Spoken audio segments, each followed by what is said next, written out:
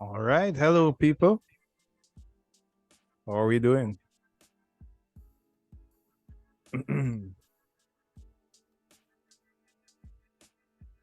Everyone awake?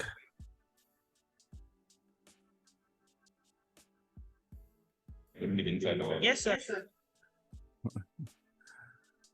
All right. Um, hmm. Have we had lunch as yet? Because class is going to be one of those classes that is after lunchtime, right? So I wonder if that means the niggeritis will take over. Uh, We try and hang in. all right.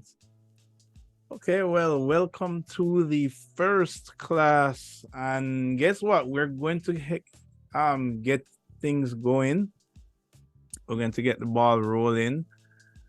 Um, let's see here. I see that this doesn't look like all the members of the class. But guess what? The bus is going to be leaving nonetheless. All right, so if you are on the bus, then you're on the bus. And if you're not on the bus, well, you're not on the bus. All right. All right.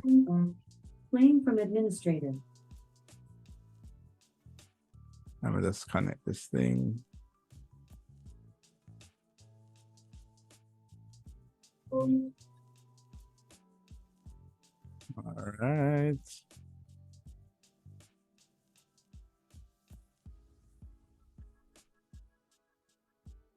See if this thing works. Playing from administrator. All right. So before we jump into assignment 1, I have one small class activity for you guys. And it is a question that I really want to know. And I'm hoping you guys will help me to answer that question. And if you answer that question, it also goes towards your participation grade. So your first random class activity. Let's see, how much persons there? A couple persons here. I want to know, of all the last 3 years in CSA, right? What architectural visualization would you say is your best visual? All right. And you're not going to tell me, you're going to show me, and I'll show you mine as well. I'm going to see if I can dig down a little into my archive to see if I can find one, right? But what I want us to do is we are going to use the Miro board. Everybody knows how to get to the Miro board?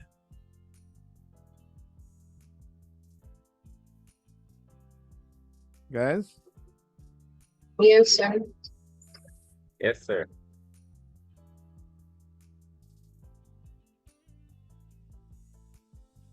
Now, I don't know if you guys would happen to have your CSA information on you, right?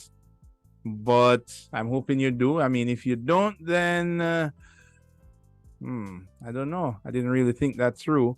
But usually at the first class, most of my classes anyway, I like to get the ball rolling with a question, right? That has to do with the module. So my question to you is, what is your best visualization that you have produced at CSA? You just need to give me a screen clip.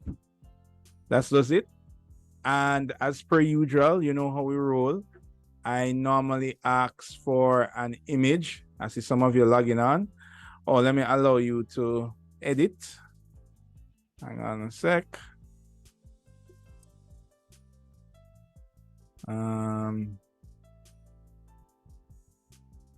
Yes, you should have editing capabilities. Now I am all the way up top. So as a matter of fact, no, I'm going to be all the way over here. Right. So all the way on the left. And we will use, I'm just going to designate a space. We're going to use like that space. Let me see if I can make this a little bigger. There we go. Not that big. Right. There we go. Somewhere like that. I'm going to send that to the back and I'm going to make this immovable. All right, good. So yeah, let me put my little welcome sign there. Welcome to the module. This is going to be, I'm going to call this class activity 1. Class activity numero uno. What is the best visualization? And I'm going to say architectural visualization, and it does not mean 3D renderings. Can be a floor plan, can be a section. I don't want 10. I just want you to show me your best visualization that you think you have produced at CSA. All right. Let me put that you have produced in CSA. Guess what? It doesn't even have to be in the Design Studio module, right? Suppose you did a really good visualization for, let's say, an elective, right? Because I know you build posters for elective. But I just want you to show me, because that is one area we're going to be focused on advanced visualization techniques. And I want to kind of know where we are starting from, right? So I'm going to do the first one. So I'm going to say Brian Williams, CSA. When was this now?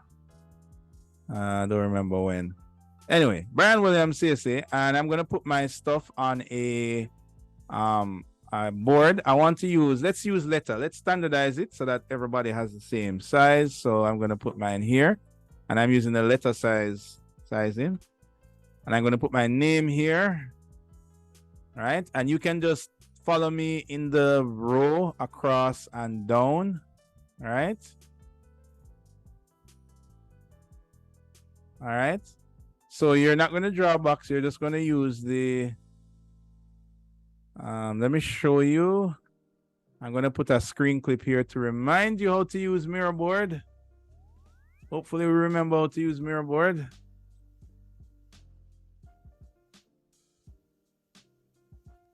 There we go.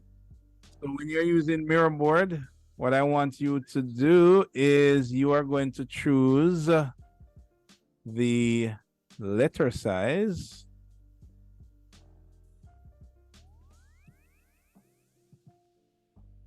Hold on, I think our scale is a little too big here. Let me see what scale this is. 640. Okay, hold on. Let me resize this. Give me 1 second, Kings. Let me resize. We're a little too big. We're a little too big. So we're going to go all the way down to a smaller size. This is relative to a font size, right? So it's still a little big. So we're going to go a little further down. Yeah. Remember that Mirrorboard is pretty much zoom to infinity. So it doesn't matter how small the thing is, we can always zoom as small as we get. All right. There we go. All right. So as usual, I want you guys to place your picture. All right. So I have my picture here that I'm going to use. There we go.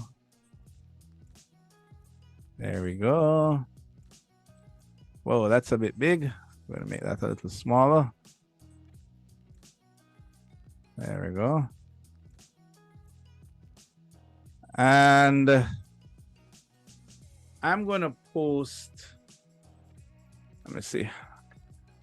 Most of the pictures I have here looks really horrible, so I'm just gonna browse around my computer. So I want you guys to do the same.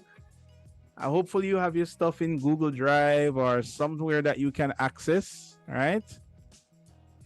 So try and see if you can do that. I'm going to give you guys a couple minutes and I'm going to do the same. So here we go.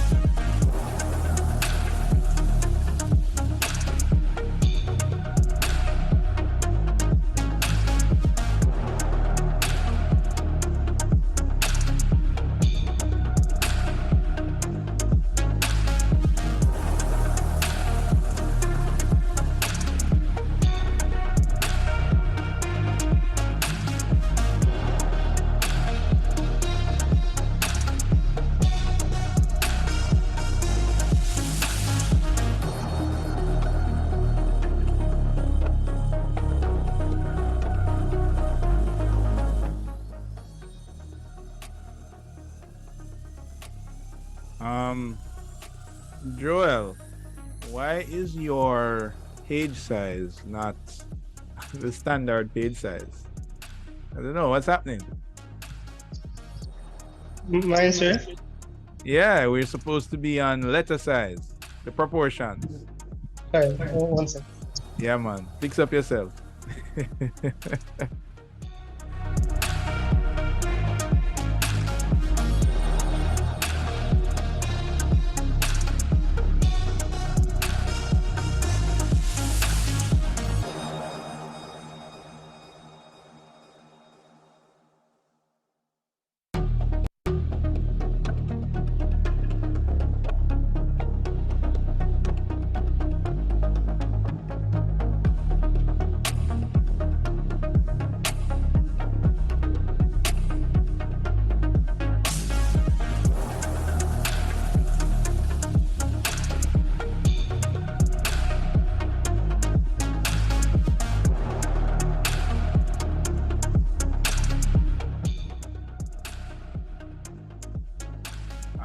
Horace, where is your information?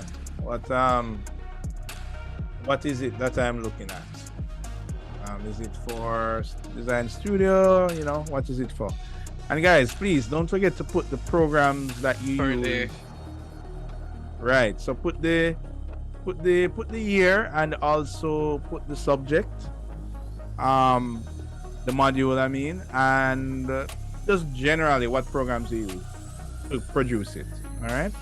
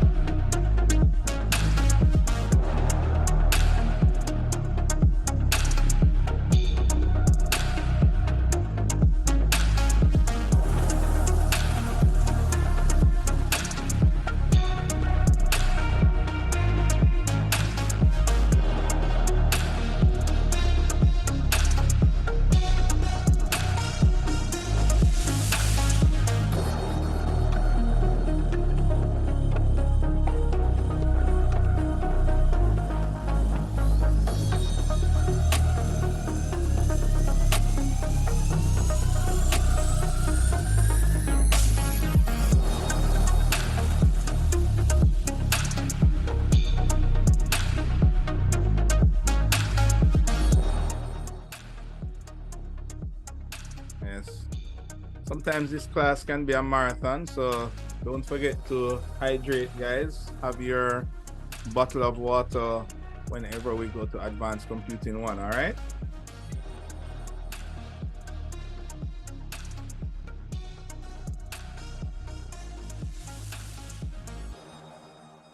So keep hydrated.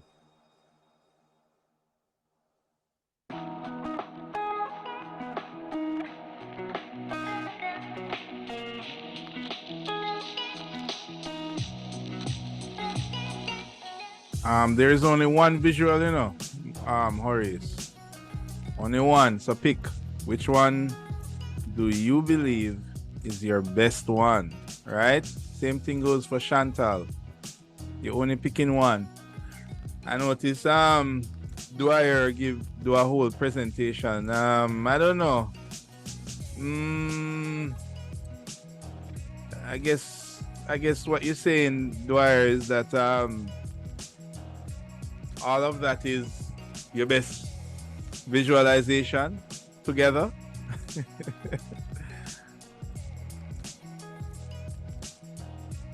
You there, Dwyer? Sorry, could you repeat that, please, sir? I guess you're saying that all of this is your best visualization. No, sir. After I'm looking for what's I had to read from a lot of it. After kind of sir. Okay, I'm getting some feedback in your mic. It sounds like you say you're still looking. All right. Okay, Horace, I guess you choose this one. Remember, it does not have to be visualization that you think is your best work. It doesn't have to be a 3D rendering. It could also be a floor plan that you believe was your best work. It could be an interesting section. It could be an interesting artwork. Doesn't matter. All right. I'll give you just a few more minutes. All right. It looks like we have a small class. I hope everybody knows that the class is now. Do you guys have a WhatsApp group for your course? For your class, sorry? Yes, sir. All right, so you post it in there just to make sure everybody is on the same page with knowing that the class starts, right? Yes, sir. So just do me a favor and post it in there if it hasn't been. We're going to be talking about assignment 1, which is 30%. So today is a critical part of assignment 1. So I know that not everybody is back in their home well, they're not necessarily back in Jamaica per se. So I'm hoping that for those who are not here, they can still join, right? Right. So because we do have to do part of assignment 1 today, that's going to be super important. So if you want to help out your classmates, you can say, hey guys, 30% is at risk. It's class time and we're doing part of assignment 1 today. As a matter of fact, we are doing a class activity today, which will be graded as well. So all right, I'll give you a couple more minutes for Joel and Kamal. I see everybody else put their stuff there. All right, so I'll give you just a couple more minutes and then we shall continue.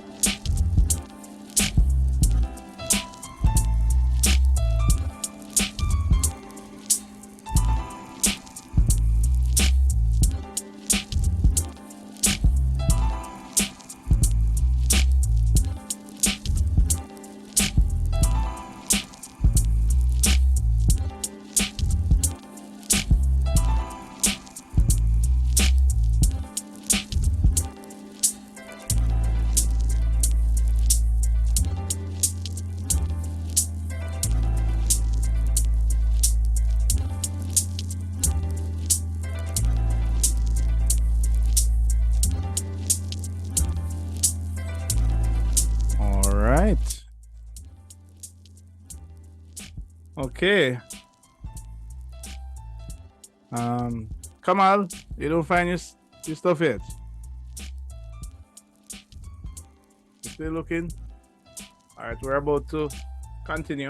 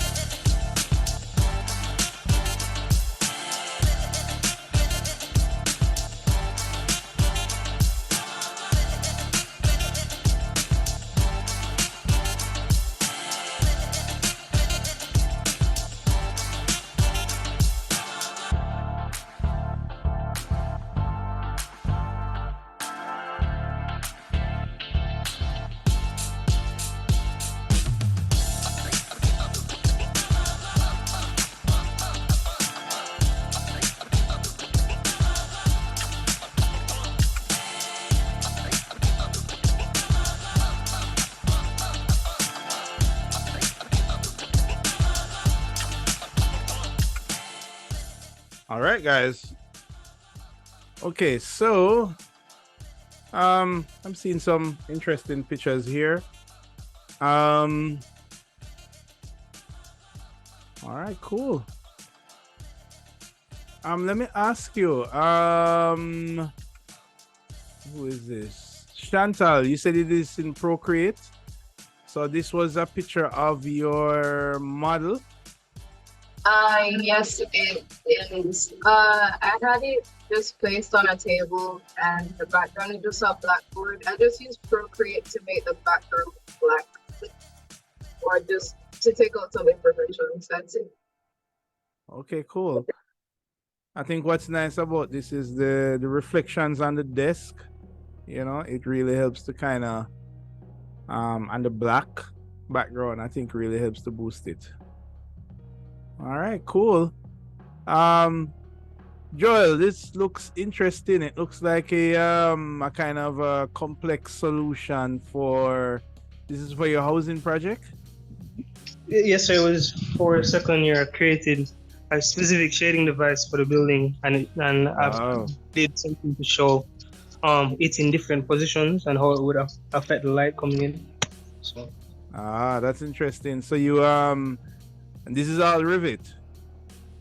yes, sir. All right, that is pretty cool. Horace, I kind of love the one that you put before, but then I also love this as well. This is Lumion or Twinmotion? It's Lumion. Oh, right, it's Lumion. I see it there. Yeah. All right. The one from before, my Photoshop was giving problems, so technically it was my idea behind it, but you know, my computer wasn't the one that did it, so I didn't want to keep it there. But you know, this is what I did on my device, all of these things. So I kept that one. Yeah, man, that's no problem. Don't matter the device. Okay. Yeah, which project is this? It's an outside project, so from a client. Uh-huh. For a client, rather. Disqualified. It has to be from CSA. So you said one. You said it has to be for okay. Right. All right, no problem. But it don't matter if it's your computer, the computer don't matter. It's just Yeah, I'll a just put it part back of then. the program. Ah, right, a part of the modules at CSC. All right. And Tara, I see your twin motion. No, yep. I see your twin motion rendering. This is the seed bank project. I remember this. All right. So this is one of your favorite renderings that you did?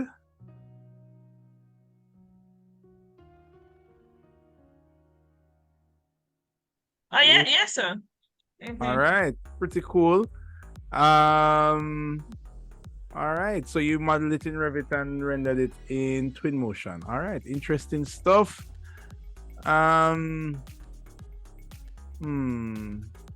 Dwyer, I see. Hold on, you were still looking, or this is it?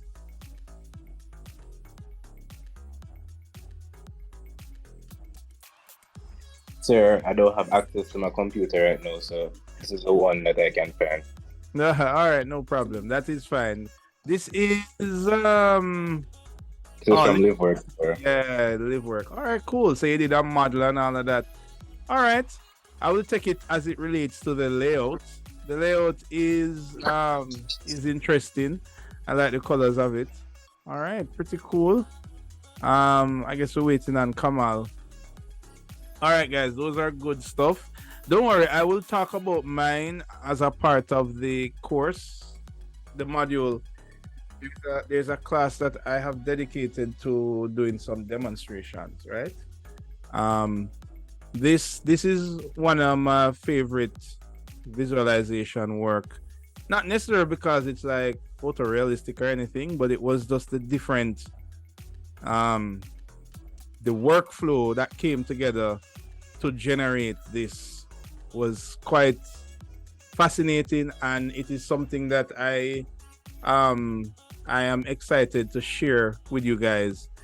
Not so that you can create a technique like this, but just we want to promote a certain mindset in this assignment, right? And why I love this, why this is my favorite visualization. Hold on, let me go back here. Stop. And right. Yes. Why I love this is because of what it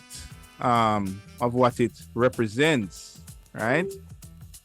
And I will show you what I mean in just a second.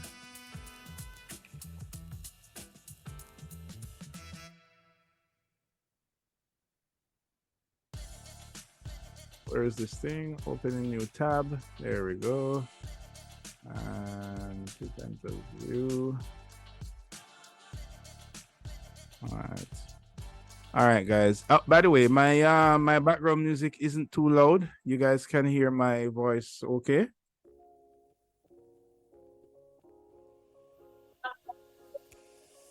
Repeat that, sir? You can hear my voice, okay? Yes, sir, loud and clear. All right, good to go.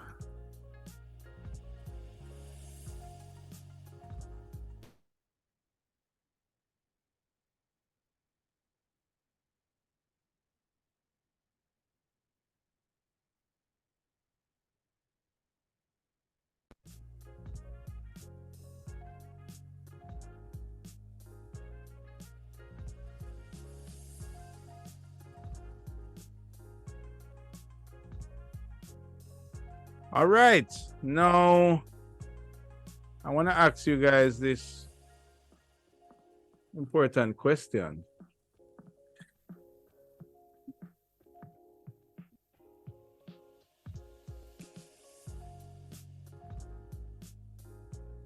What does this look like to you guys? Anybody?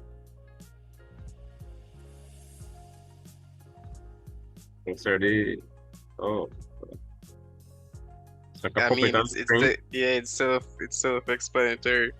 So what? What is it saying? Just don't be controlled by the software you use at least. Don't be limited, yeah. Don't let it limit you. Yeah. Exactly. Go beyond. That is what, well, I'm not trying to pick on anyone in particular, right? But that is exactly why this module and well, more correctly, this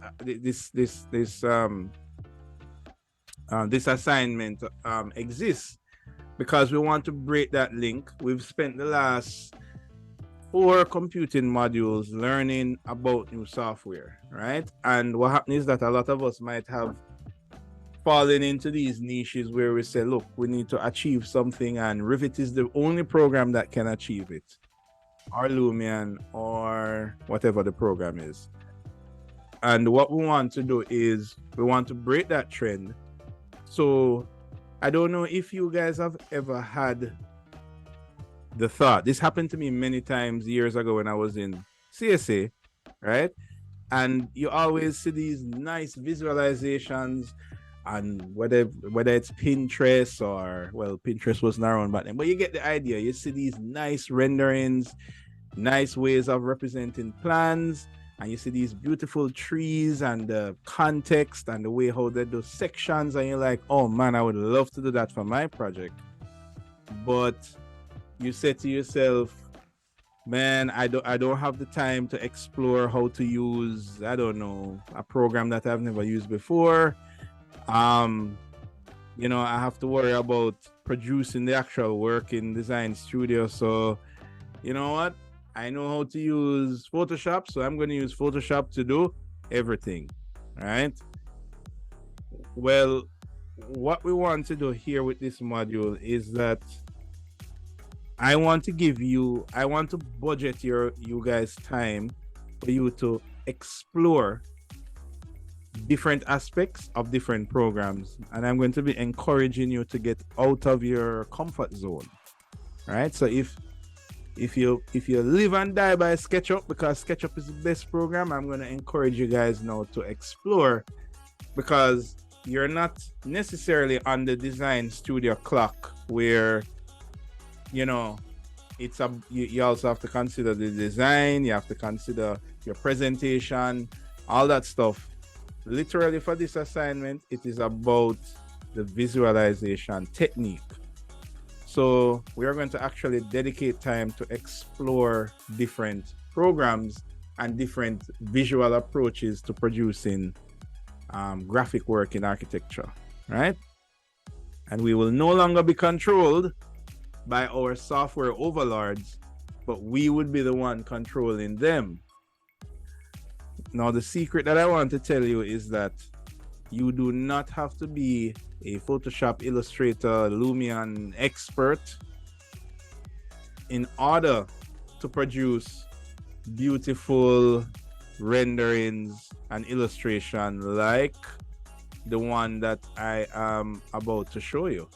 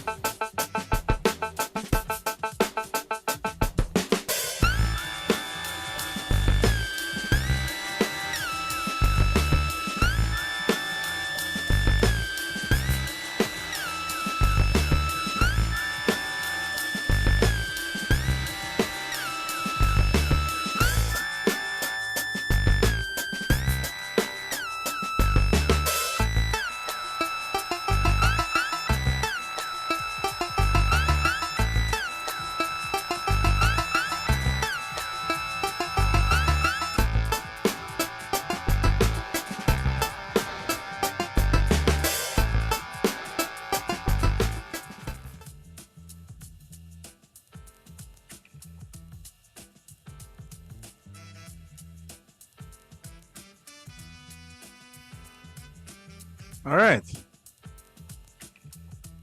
So what you are seeing are works from Alex Hogfrey, right? And Alex Hogfrey is an architectural visualization specialist, right?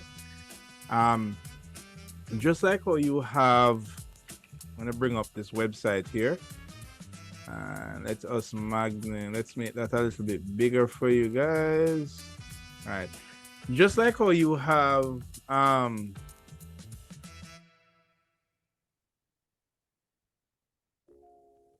see if we can make that bigger. Right.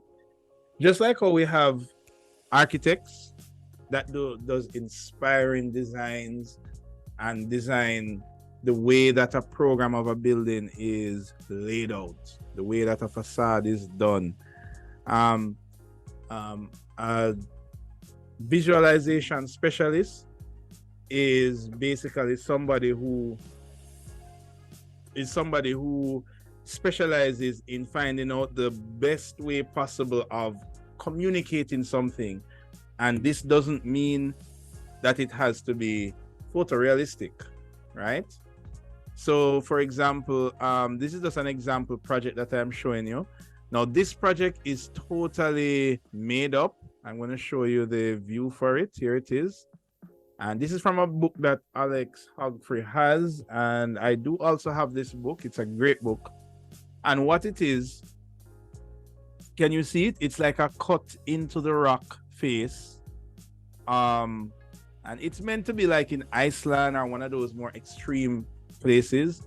But what it is a building that is cut into the edge of a cliff. Now, this is not a project that was actually built. It was solely for the purpose of exploring ways to visualize architecture, right? And I mean, you might say, well, I guess Alex has a lot of time on his hands because, I mean, it's like it was just done for that purpose. But I want to show you, the reason I highlight this is because I want to show you these. And let me make this a little bit bigger for you. You guys can see the screen, okay? Yes, sir. Right. And what this is showing, like if you can see, it has these, for example, this is the different floors. So we have 5th floor. There we go. Right. We have the 5th floor going all the way down to the ground floor, right? And if you look at this line here, right? This line that you're seeing here, this is actually the edge of the cliff, right? So you have the edge of the cliff that's being shown here, right? And then you can see the building kind of jutting over the cliff. This is the ground floor of that building there. Maybe I should use a different color because this is also pink. Let's use blue. Let's use a bigger, right. Right, so this is the ground floor there. And you can see this line here representing the edge of the cliff, right? But additional to that, notice how the drawings are laid up. So for example, this points to the fact that it's the ground floor. And then this also points to the at the point at which on the elevation of the building the ground floor is at. So you can clearly see that this is the ground floor. Then the 2nd floor is all the way here, right? But what I want to highlight is the way how all of this reads as an architectural visualization presentation, right? Because on one side you have information of floor plan that is relating to information that is on elevation, but they're on the same page and the visuals are communicating with each other. All right, can you guys see that? Can you see how these two drawings connect to each other?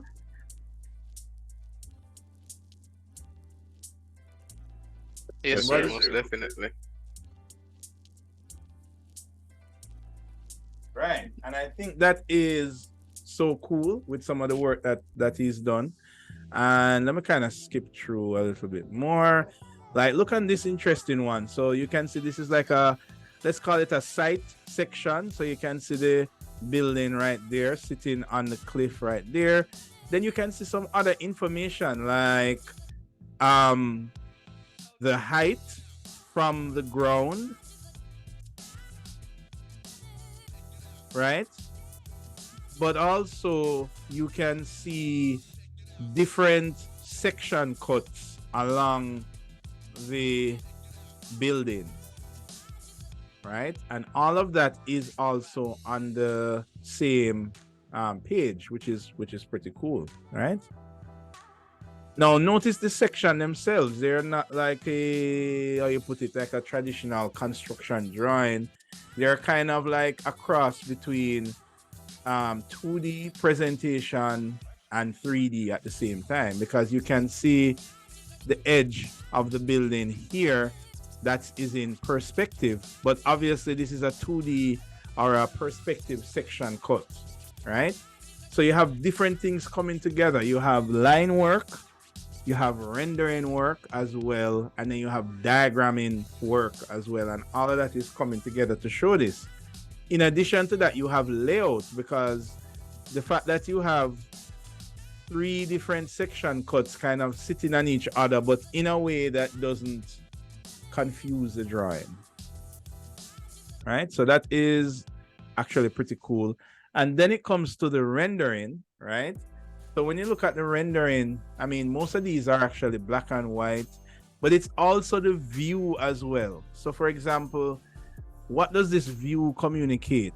Like, you can see this vertical arrangement. You can see that, oh, I can come from upstairs, I can go to this level. There's also another level here, and here is the point that you look out. So where you take the view is also super important. Oops. Right. Then you have the process sketches, and I think this is so awesome because the way how this is read, you can see A1, A2, A3. So you can see the bridge, 1, 1B, 1C, 1D, 1E. So you can see progression going across, but not only that, but look at the color scheme. So it is a blue, deep blue, and then there's a white outline with this kind of massing as well that is transparent. Like, that is a very interesting combination of colors, right? And then this is another one of my favorites. So this is showing the location plan. So this is saying it's in Iceland, and it is exactly at this spot here. And then you can see how that leads down to the actual site plan, right? And if you notice how the site plan is, everything is this monotone color, but the color of the location map is the same color of the silhouette of the building. There are some radial lines that give you an idea of distances. So you kind of read from this to this to this, right?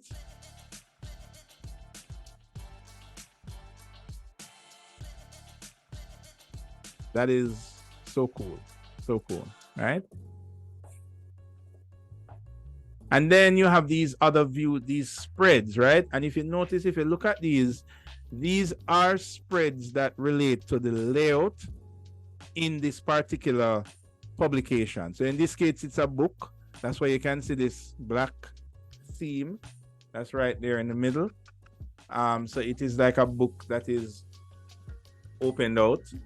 And then the position of text information, right? So the name of the project, and then a description of the project. And if you look at this description, you can see that it has placeholder text. So the awesome thing about Godfrey's website is that it is purely dedicated to the visualization of architecture, and not visualization only as photorealistic renderings, but basically created just for the purpose to explore how you can communicate architecture visually. And it's so cool. And the site, these are the different books that are available, right? And there are various tutorials on this site. So this site is visualizingarchitecture.com, right? So for example, if you look at the tutorials, I'm going to show you one. And what I love about these tutorials, these are not step-by-step tutorials. It's not, okay, first you go to file, then you click this. It is communicating the concept of how you do these things. So I'm going to show you, let's see if I can find, this is a little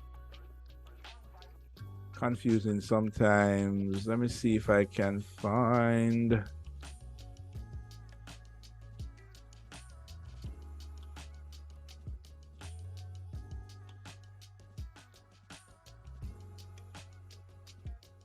That particular project.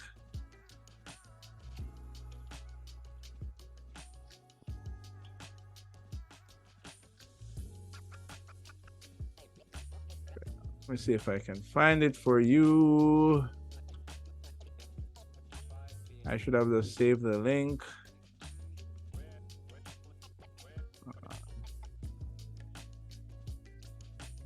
I'm getting closer on.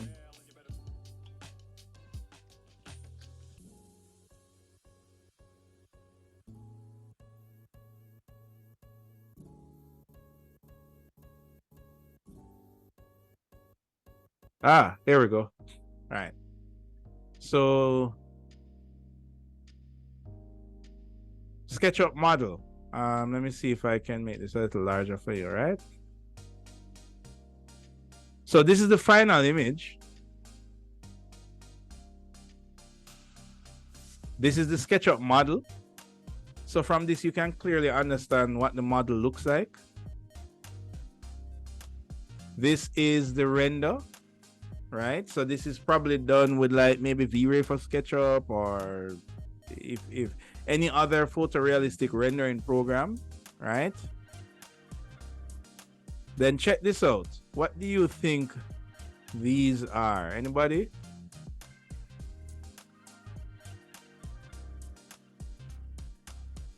Anybody?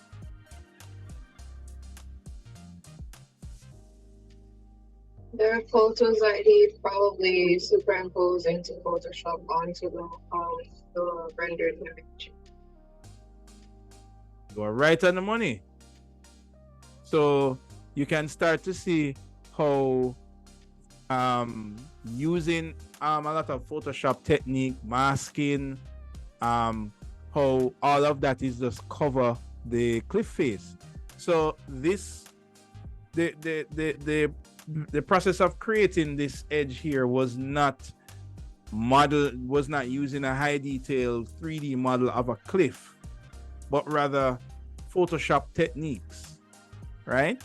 So yes, he doesn't explain what technique was used, but from this you can know the general idea that it was used with compositing over the reference 3D model that was there.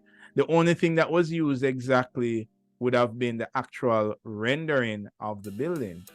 So this is an interesting workflow of how he created this. And you can see how the image is coming together, right? You can see the little pieces here. And then for the final image, it's that. And then some lighting to kind of get the glow effects that we have there, right? So that is pretty cool. And this is on the website as well.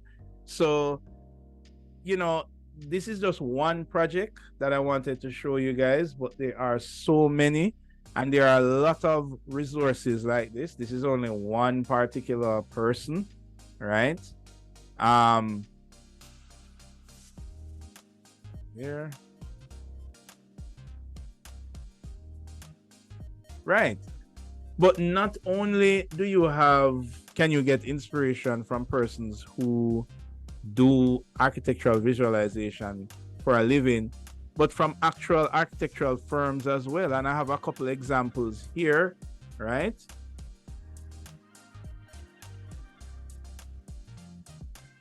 And if you look on this website here, right? And this is one of Mr. Ball's recommendation as well. And you will probably see him speaking about this maybe in your design studio, right? But what we want to focus on is not necessarily design in here, but how it is represented, right? And if I kind of scroll down, you kind of see that there's a particular style to what is used here. So for example, how do they show drawings, which is this black line, white lines up on a black surface, right? White and black. Pretty cool. You can view the gallery here. Right? And white and black is great, especially when you have digital presentations, right? Because the screen that you present on will just pop right out with those lines. Of course, it's not great for printing, right?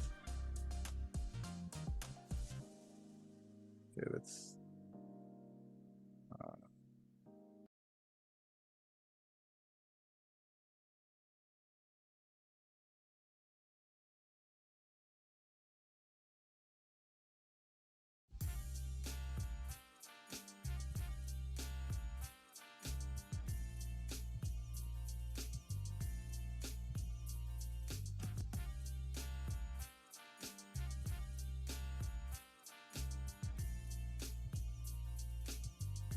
Yes, you guys can hear me now? Yes, sir. All right, great. There are some other drawings that I want to show you as well. Some of these are photos and some of these are renderings, which are really pretty cool. Let me go back up to the top here. Concept development. There's one photo here.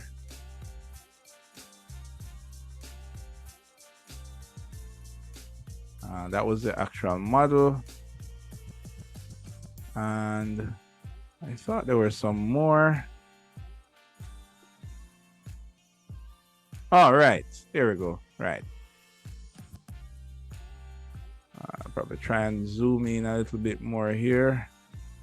I'm gonna try and make it bigger for you guys. Right. So what you will find out is that when you work at different firms, they might have a particular way of showing visualization. So in this case, it's white and black, right?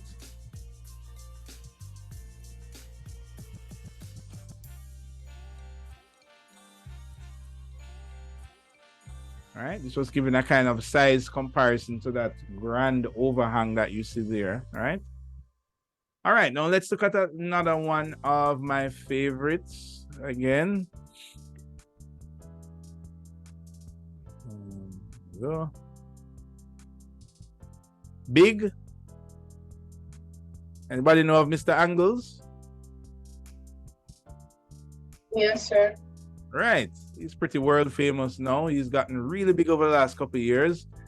And what I love about his visualizations, so yes, they do have photorealistic visualizations like this one, right? But if you have you ever taken a look on his diagramming? His diagramming is one of the best. Simplest, I wouldn't say one of the best. Everybody has their own style. Kind of make this a little bigger. So for example, he does a lot of these types of renderings where it's very simple line, monochromatic, semi-transparent, and it shows the process depending on what you want to communicate: green areas, structure, circulation, right? But it is done in a way where it's not photorealistic. I mean, it has photorealistic elements such as indirect shadows, soft shadows, lighting, but it is also monochromatic, but at the same time, it's also diagrammatic. So the diagram itself really pops. So what we're going to be looking on in this module is we're going to take some of these representations and we're going to break them down to find out what makes them so awesome. Like, why are they good at communicating? Why are they so successful at communicating what you're trying to achieve? And we're going to break that down technically, and then we're going to kind of discover the secrets behind some of these awesome visualizations, right? Over the next 5 weeks, thereabout. All right. Now, we do have a part of your assignment to complete today, and we're going to jump right into that.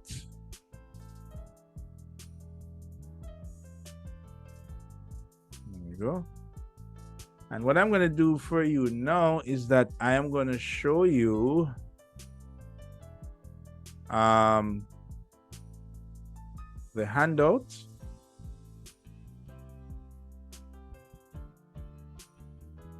For the assignment 1, which start date is today, right? So here we go.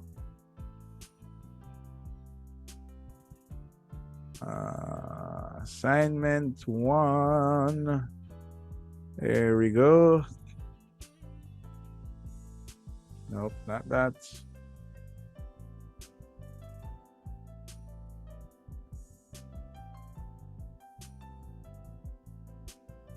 Okay, I think I found it now. Here we go. Yes. Aha, I did find it. All right, here we go.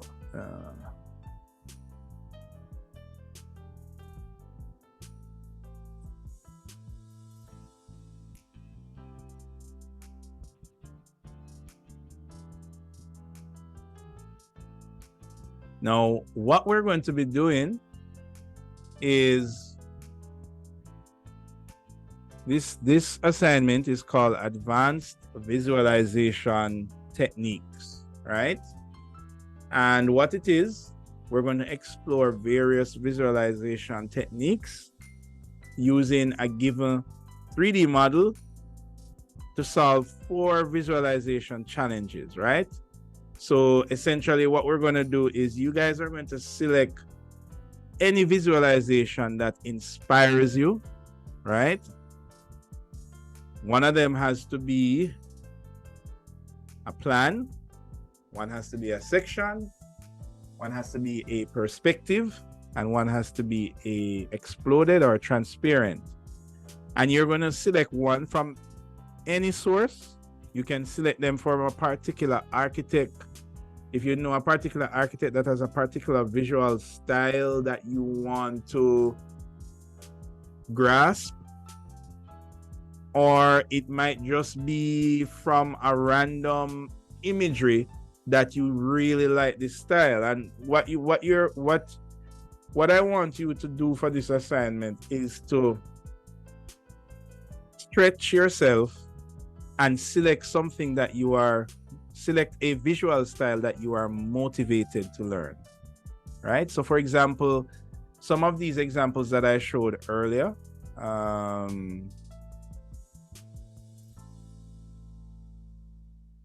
let me try and find it.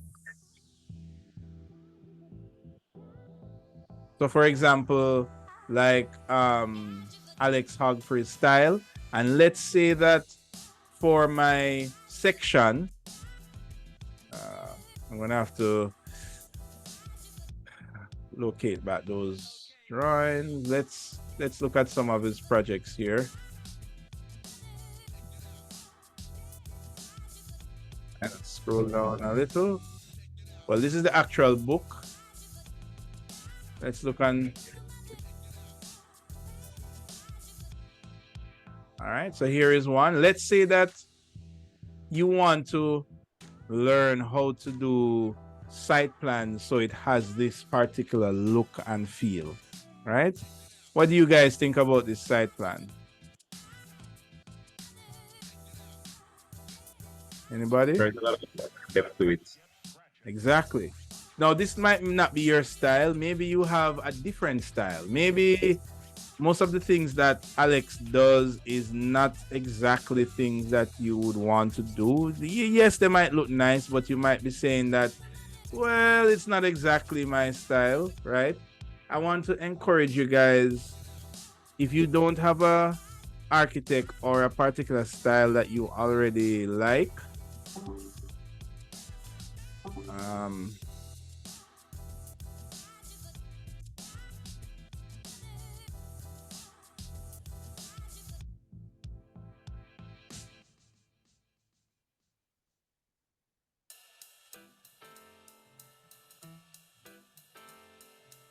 there we go. I want to encourage you to go on Pinterest. Find a technique that you really like. It could be a particular one based on how something is exploded. So for example, let's looking at this site plan, looking at this floor plan here.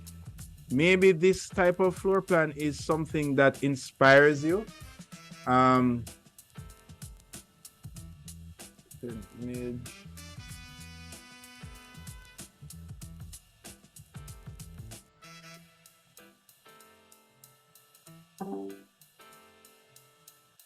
See if I can get this a little larger for you.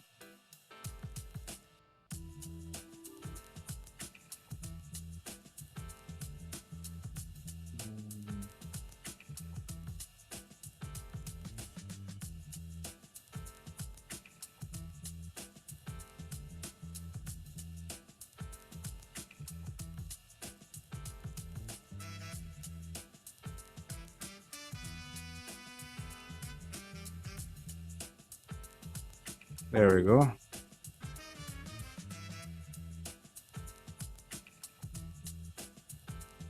right.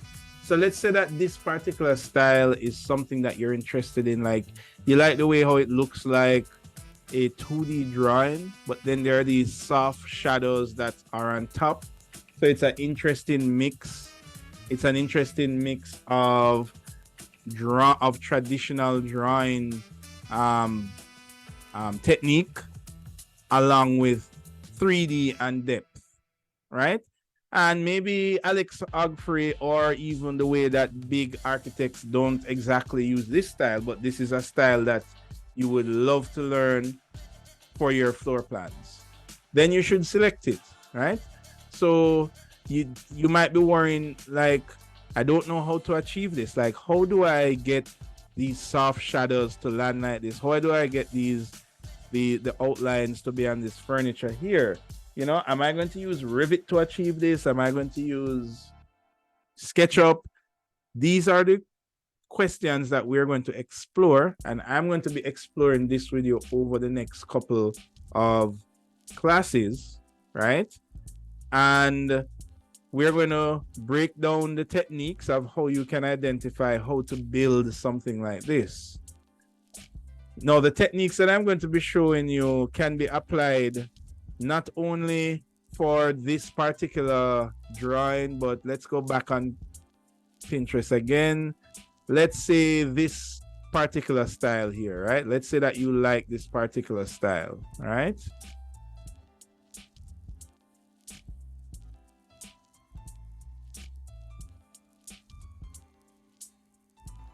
Oh, I forgot where to.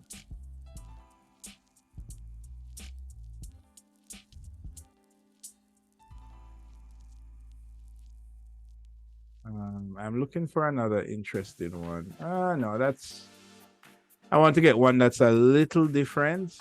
I think this one here is all right. So let's look at this particular style here.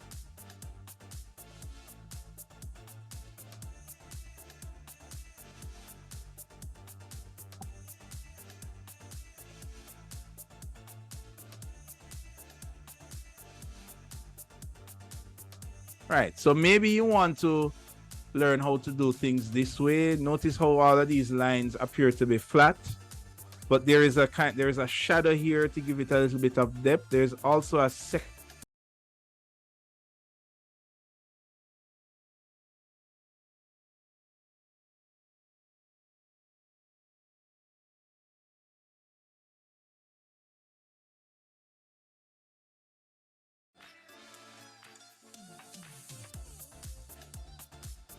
Yeah, can you guys see me okay? Yes, sir. Right. So, for example, when we look on this, we can see it kind of looks like you're on a grid page. These trees are a part of the grid. All the furniture are drawn on the page itself. There's a shadow that's here, but then there's another deeper kind of shadow here that gives the illusion that this is 3D, but yet there are all of these construction lines that kind of stick off at the edges of the wall here. So there's a kind of a particular feel to this. And you know, it's let me paste it again. All right, it's very different to this one here. And you, both of you, I mean, all of you might have very different tastes. Some of you might like this particular style and it's something that you have always wanted to master, and some of you might not. So what I'm encouraging you to do is to go and explore on these different platforms. I'm trying to find back. Where did you go, Pinterest? Here we go. Right.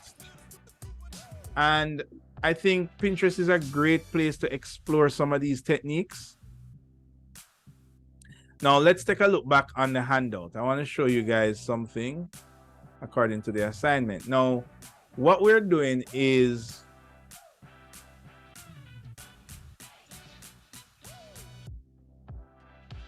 can't zoom in here. I'm trying to zoom in.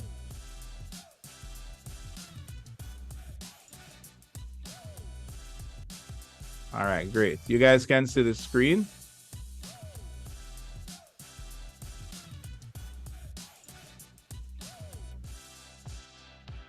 Can you guys make out the text? Yes, sir. Yes, sir. Right. Now, don't worry about reading it because you're going to get this handout. I'm going to open it on the website. But you are to select and upload 4 images from the internet. Each image is to resolve a specific visualization challenge using the appropriate drawing views below as a guide. You will achieve this by mastering specific visualization techniques within each image that solves a communication objective. So for example, if I look on this here, the first challenge is going to be that we need to create a diagrammatic floor plan, right? Now, a floor plan can be, this plan can be any style that you choose, right? And we just went through a few a while ago. Any style that resonates with you, or what I'm suggesting, if it is a particular technique that you've always wanted to master, you've always seen it. Some of you probably have a Pinterest, like pins of your favorite types of floor plans because there's a particular technique that you want to master. This is your opportunity to master it, right? That is what this whole assignment is about. So you're going to pick that. Then, so in this challenge, you are tasked to select a 2D floor plan technique to master, right? And you're going to upload your floor plan image here. So there's actually going to be a submission button right here. You click that and it's going to open up the submission to say you want to submit this as your first image, right? Now, the next one says that it is going to be a communicative section. In this challenge, you are tasked to select a 2D or 3D section image that you want to master, right? So you can do the same thing. If you, for example, if you look on the sites that I showed a while ago, there are various types of section there. I can show you one of my favorite section from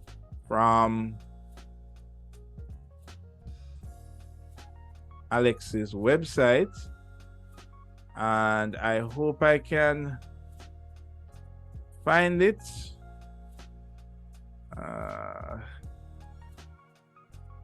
No, it's in breakdown. I think it's in breakdown. It's a little old, This is not arranged in the most efficient way. I must warn you of that. Here it is.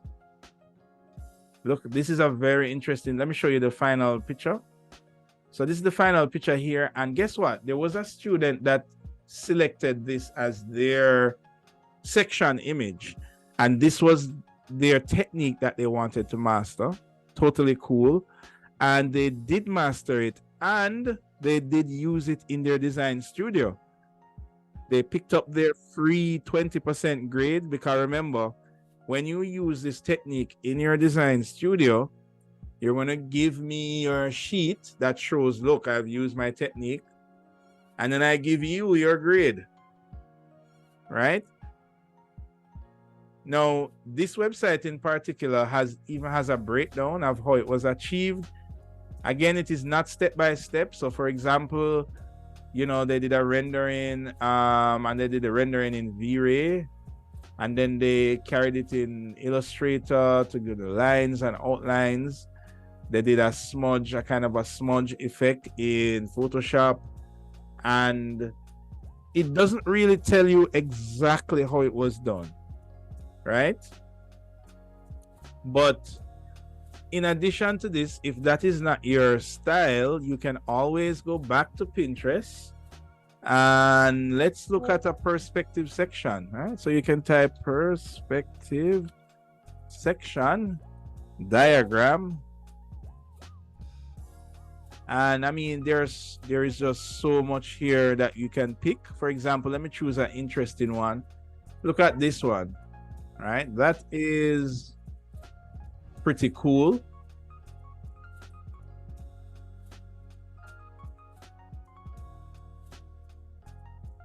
Here's another one from the same kind of person, the same style. And this is a very interesting kind of section, and it's not photorealistic, but maybe you like the use of color and contrasting color along with the black fills for the walls and the kind of a watercolor like effect. Maybe this is something that is a style that you like, right? It's totally up to you to select a particular section style that you like.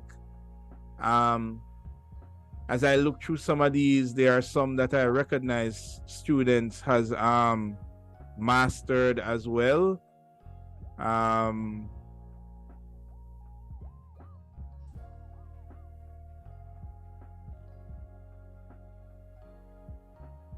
It's a very interesting one as well. There is just so much visual variety. The key thing is, look at this one. This is interesting. This is kind of a mixture of a hand sketch, but it's probably computer generated, but the outlines are like hand sketched, and then there's a photo in the background, right? So again, this might be your style, maybe so, maybe not. But let's go back to the handout.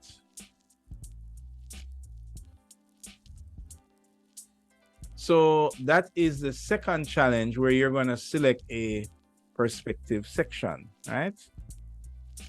Now, is there any questions based on what I'm telling you here? Like anything you guys don't understand? Talk to me. Sir, so we're doing all 4 of these for the first assignment, right? Yes, we're doing all 4. Okay. So you're going to select a floor plan image, a section image, whether 2D or 3D, doesn't matter. You're going to select a external perspective image, and you're going to select a X-ray or exploded image.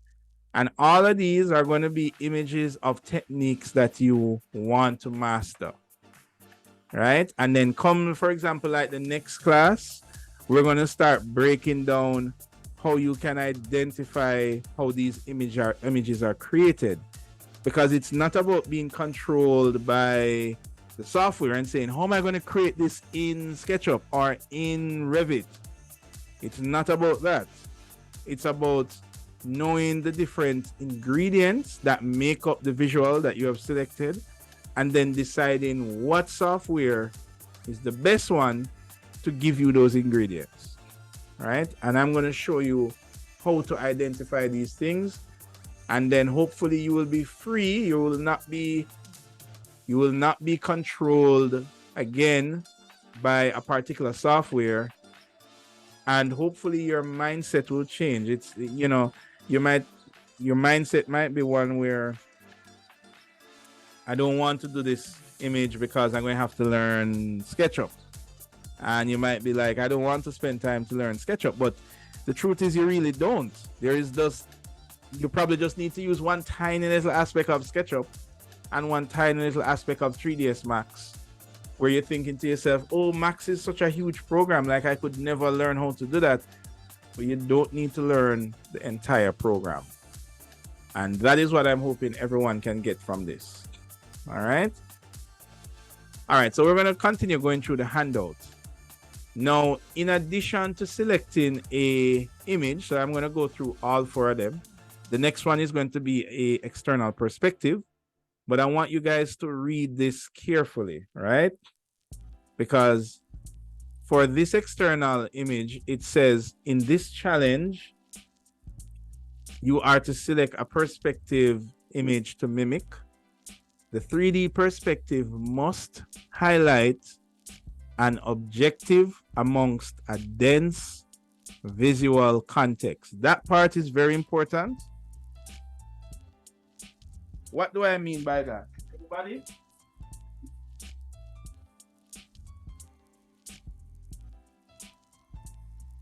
Sorry, that was a B. What do you think I mean by that sentence?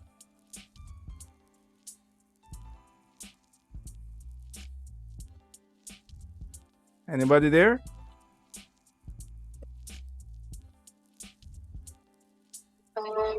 I would assume that it would just be like a perspective of your building just placed on a site, with the site being probably not the image of focus, but with your building being the focus of the image. I think you are mostly correct. That is true. So, for example, if I go back, I'm going to use Pinterest again here, right? So and the great thing about Pinterest is that you can get images that are visually similar to each other, right? So if you find something that is along the lines of what you want, but not exactly, you can find something that is close to it. So this, for example, if you look at this image here, you can clearly see that it is a perspective image and it is highlighting this particular building, and the context is dense, but you can clearly see the building that it is highlighting. All right, so this is the concept behind this challenge, right? Now, it doesn't have to be an aerial shot. So, for example, here is another type again.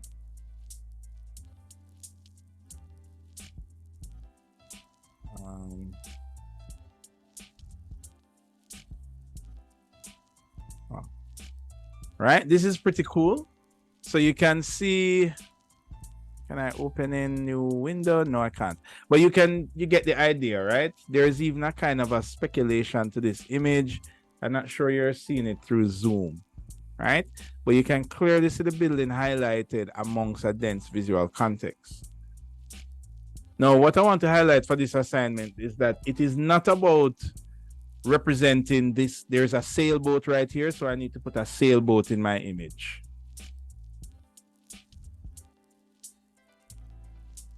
Right? You might say, oh, there's a 5-story building here, so I'm going to put a 5-story building there. It's not about matching the exact one aspect of the image. It is about the essence of the image. Can you replicate the essence of this image? All right, do you guys understand what I mean when I say this? Yes, sir. Right. All right, let's look at the final one. And the final one says, in this challenge, it's about an externally viewed interior. In this challenge, an externally viewed interior space must be highlighted using transparency or X-ray, wireframe, or exploded pull-apart techniques. Right? So that is a bit, I would say, self-explanatory, right? So it doesn't have to be an exploded view per se. So like this is an exploded view. The objective is that you must be able to see an interior space, but your view, your point of view must be outside. So a lot of people choose exploded views, but you can also use transparent views as well. So for example, let me see if I can find one for you.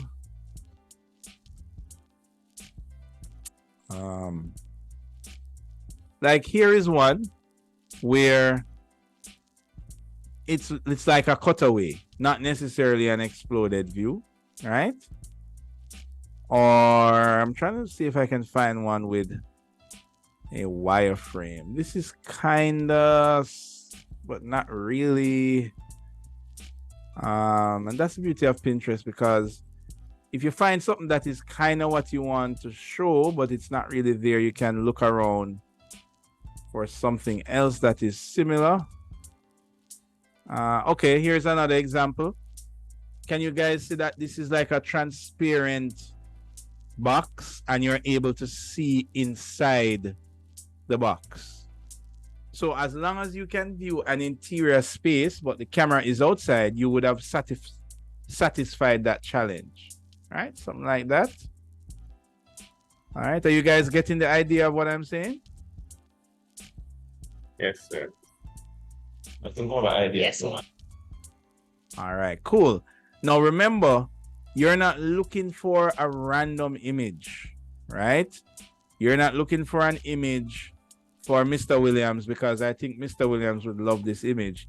You are looking for an image that you're looking for a technique that you want to master, right? Something that you can actually use, or you would have loved to, especially if it's in the past where you guys had shown me some of your favorite renderings, and I would say you ask yourself, you know, yeah, this is my favorite rendering, but is there something that I would have liked to master?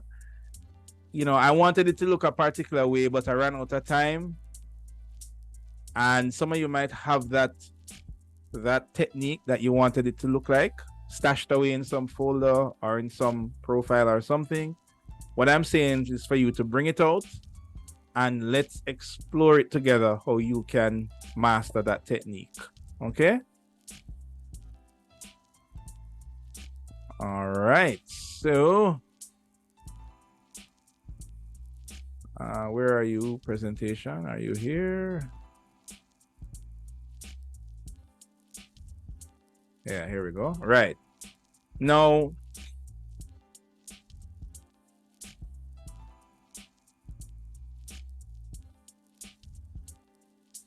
okay, now also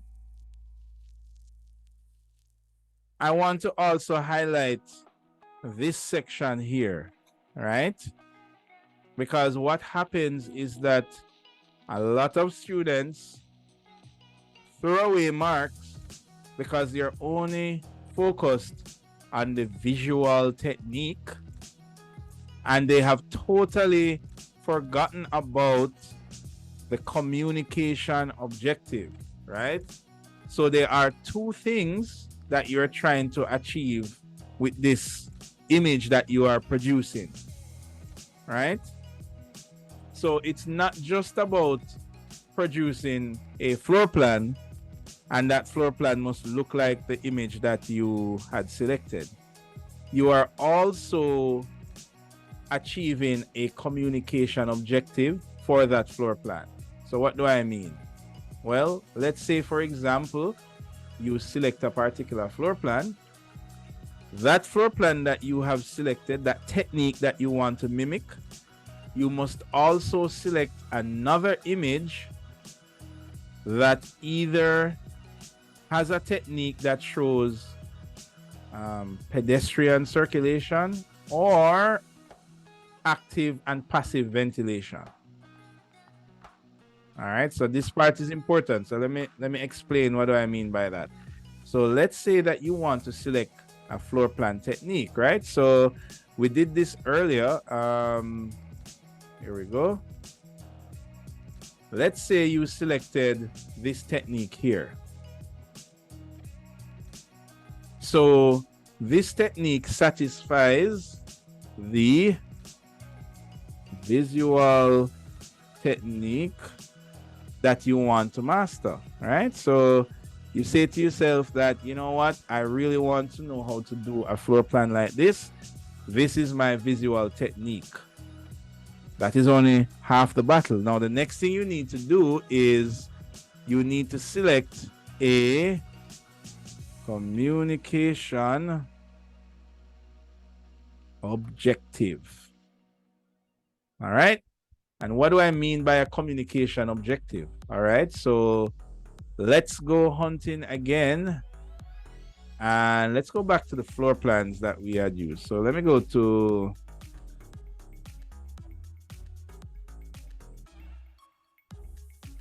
back to presentation floor plans, right? All right. Now, for our communication objective, this is so cool. Anyway, for our communication objective, we must either show active or passive ventilation or circulation. Now, if you have a way of representing circulation already, you need to have an image that you are trying, a successful image that you're trying to mimic. So for example, let me try and find one randomly here.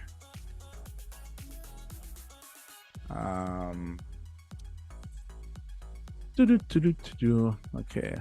All right, let me see. All right, let me try to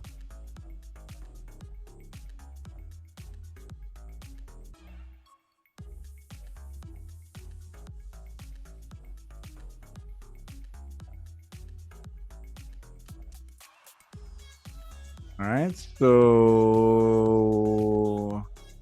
not quite. This is a bit too large in scale.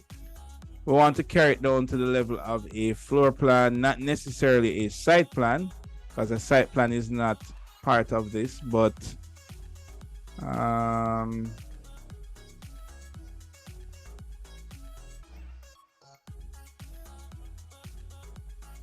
right. All right, let's say that you love the way that this is done here, right? And let's go back to our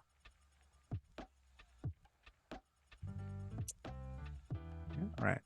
So let's say this is our communication objective, right? So what we have here, we have our visual technique. This is what we want to achieve. And this is our communication objective. This is how we want to achieve the look and feel of representing circulation. So if I look on this, you can see where, you know, you have one path represented as these kind of horizontal lines, and then you have this other path that is a kind of turquoise color, and it doesn't have those lines. Now, what you are going to do is you are going to combine, and in this case, let me just crop this down and put this over here. So you are going to combine this with this image here. Now, do you guys understand what I've just said? Yes. Yes. I'm not sure. Tell me, you know. All right. Please, there is no stupid questions. Ask me if you don't get it, right? So look at the way that circulation is shown in this image, right? And I'm gonna just crop it just for our purposes so that I can blow it up for you, right? So we see that the arrows are showing like this. So we could, do like an arrow that just that shows that, and it kind of has the same kind of vibe, and it has these lines, right? And then there's another arrow here that is more of a solid line. So maybe that line is coming in like that, and it is going out like that. But this is a solid line. Excuse me, I'm drawing with the mouse, so this is really kind of tricky, right? So this would be combining this communication objective with this visualization, with this visual technique. And for each one of those visual techniques, you need to achieve the communication section. Please, guys, this is half of your mark. So in the past, I have gotten person that did a beautiful job with the visualization technique. Like, you got the plan to look exactly like this, but then they didn't put any arrows in there. They didn't put the other half of the work, because most of us spend most of the time trying to get it to look like this. We totally forgot that we need to do this as well. All right, so are you guys understanding my point there? Yes. All right, I want to hear one person saying yes, so I wonder if that means only one person understand. So understood that. All right, cool. So 2% understand out of 8. All right, I'm just kidding. Each one of you don't have to say yes, you understand, but I just want to make sure, right? Now, if I look back on the handout, you can see where each one of these has a communication objective, right? So for example, for the floor plan, it says, all right, I need to illustrate pedestrian circulation flow, or it's only one you're doing. For heaven's sake, don't do all of them. I have met crazy students that did everything, and I'm only going to mark one. So please, so either you're showing circulation or you're showing something to represent active and passive ventilation, right?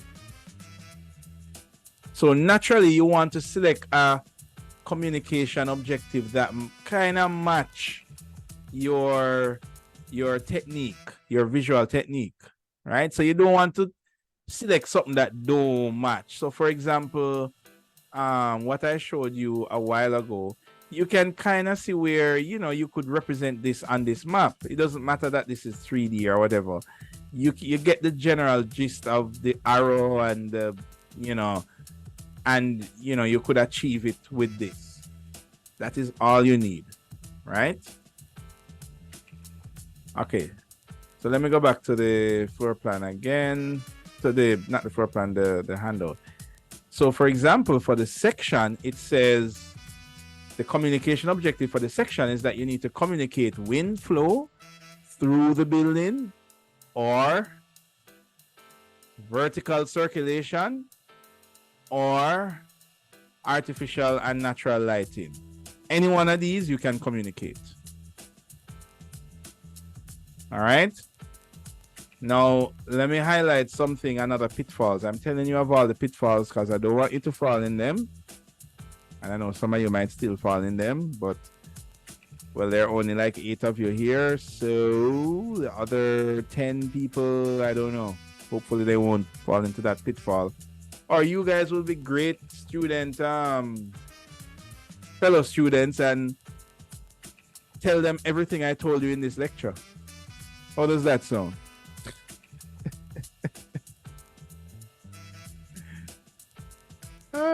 I guess some of you are not having that. Everybody should attend classes. Anyway, so for the communication objective for the section, you're going to do any one of these, right? And I don't think I need to show an example again because I think you get the gist by now, right? Hopefully, you guys get the gist. Yes, sir. All right. Yes, sir. All right. Now, here is something interesting, right? Challenge 3 does not really have a communication objective that you can select differently. So what do I mean by that? Okay. Look on challenge 1, right? When you look on challenge 1, it is clear that you are combining these two things, right? It is going to be this plus that. You're going to take this, you're going to put these arrows in this plan, right? So that is pretty straightforward, right? However, if you were trying to communicate, essentially I call it needle in a haystack, right? You're trying to communicate a building in a context. Like that in itself is the communication objective, right? So let me give you, as usual, let me give you an example. And I'm going to jump back to Pinterest to show you this example. If I can find Pinterest. I think I lost it. Okay, I found it back. Right, here we go. Right, so let's say that you were, need to find an example. Let's say you were doing challenge 3, which is a perspective amongst a dense visual context, right? So most of you got what we were trying to achieve. Okay, for example, let me tell you what it is not. Like this here, or let me choose one. This is not challenge 3, right? Like there isn't like one thing highlighted here amongst a dense visual context. Like obviously the context is very dense, but nothing is being specifically highlighted. All right, so this would be an example of what not to do, right? So you should not, do something like this and then you're going to mimic this style and say, sir, look, this is challenge 3. I'm just going to say, well, I can't mark this because this is not doing what it says. Challenge 3 says it has to be in a dense visual context and it has to be something that is highlighted, specifically. So for example, like this.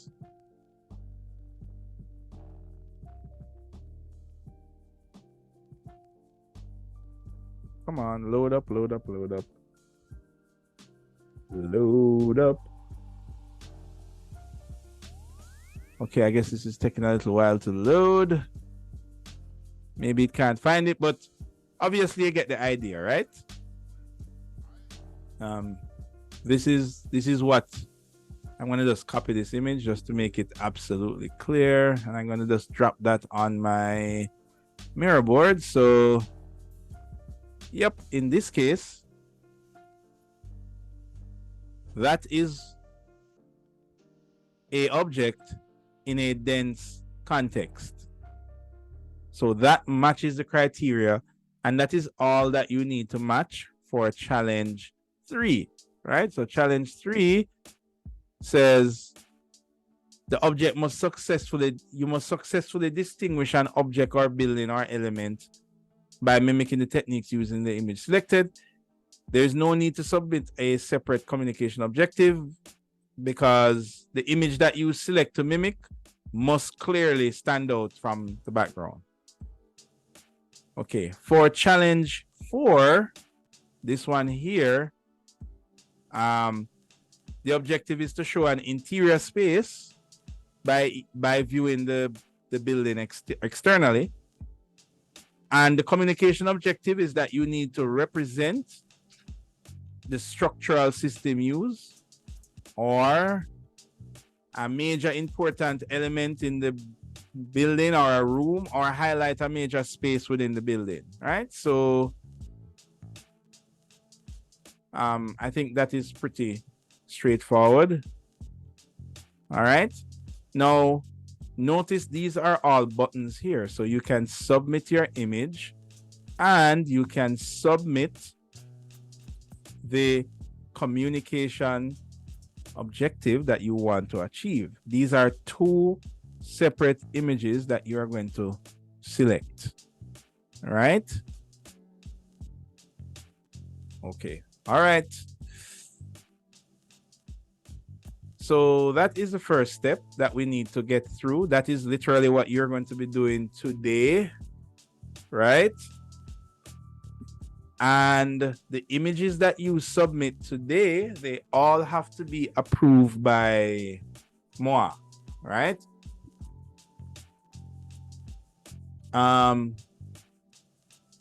Anybody can tell me why I would want to approve the image that you select? What do you think is the reason?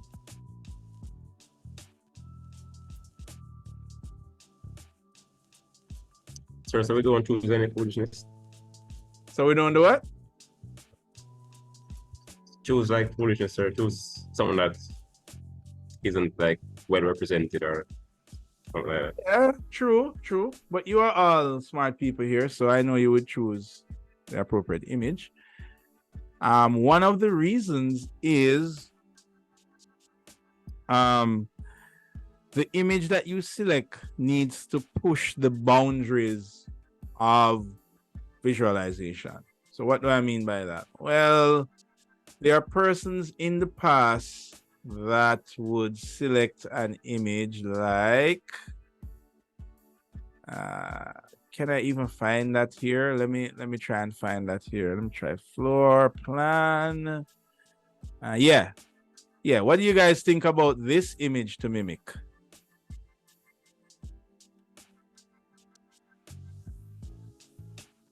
Yeah, let's say you want to mimic this image. What do you guys think of that?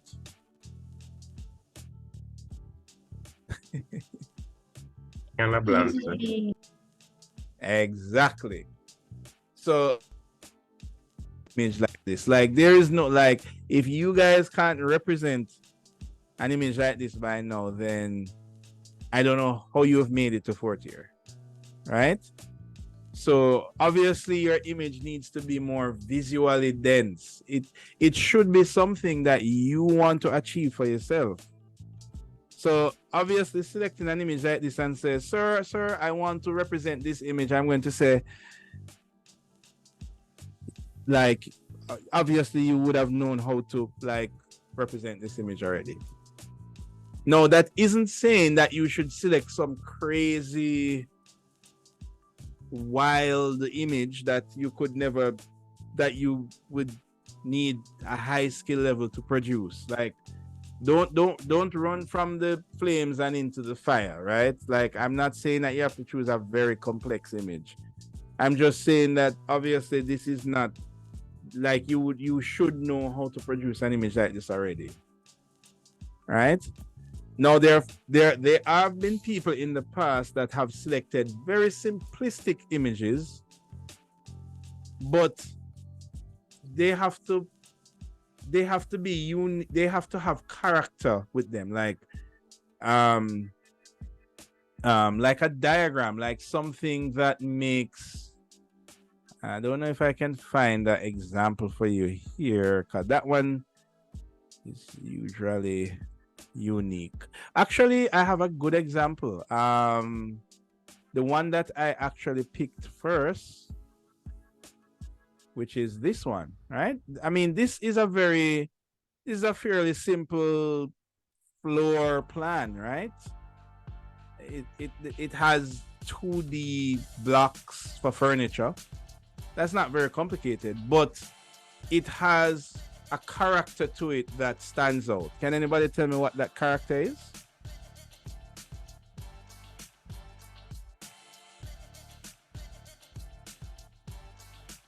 Anybody? What is the character that stands out in this image? The soft shadows. Aha! Thank you for that, Chantal. Right? So you can obviously see that because of the way that the soft shadows are used, it has a particular character to it. So even though the floor plan is simple, like, it's obvious that this is a special, that's what makes this image special. So anybody who chooses a thing to to master, it needs to have a special thing about it. All right. Okay. All right. Now, assuming that you have successfully selected your images, the next step is you are going to develop a workflow for how you're going to achieve the how you're going to mimic the style, right? So I want to show you an example here. If I can, let me locate, where did I put it?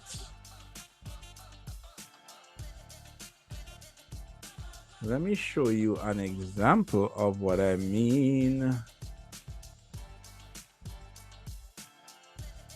See, I'm making sure that I show you guys examples here because I want you to understand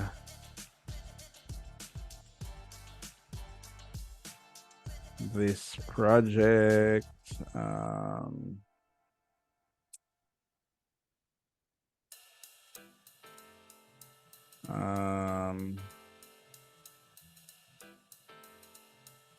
All right, let's see. Now, I'm not going to show you too much examples because I don't want to give it away, right? But I am going to at least try to show you some examples.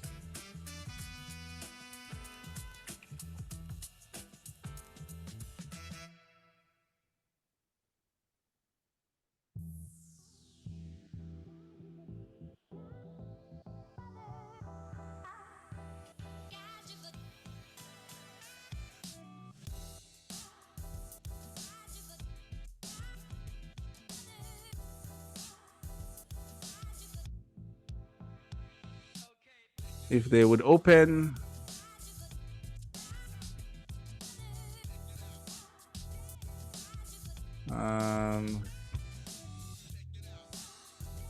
Yeah, I need to try to save some of these because a lot of these happened last year and a lot of these boards have been deleted. Hold on, let me see.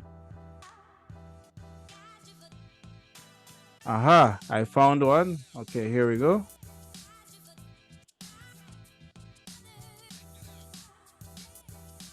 All right, let's look at this example here, right?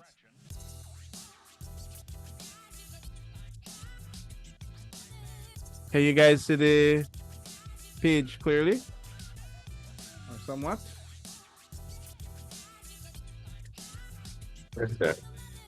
All right, so this is the style that this person selected, right? You can see it's, you know, it's okay. It's a little on the simple side, but it's a pass, right? And this is the communication objective that they want to show. So they need to combine this along with that.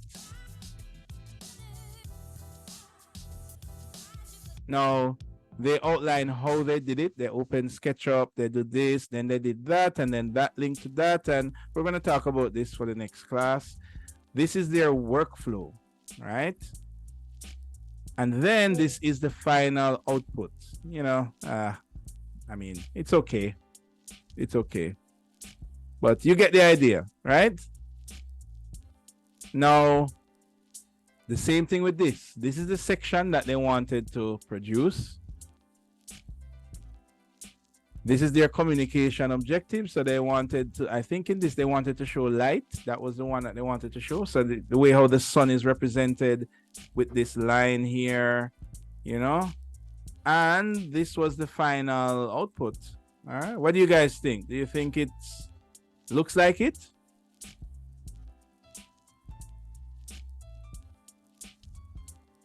Anybody?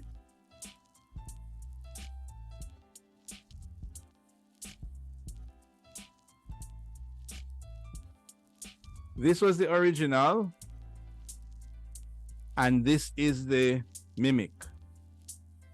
Any comments?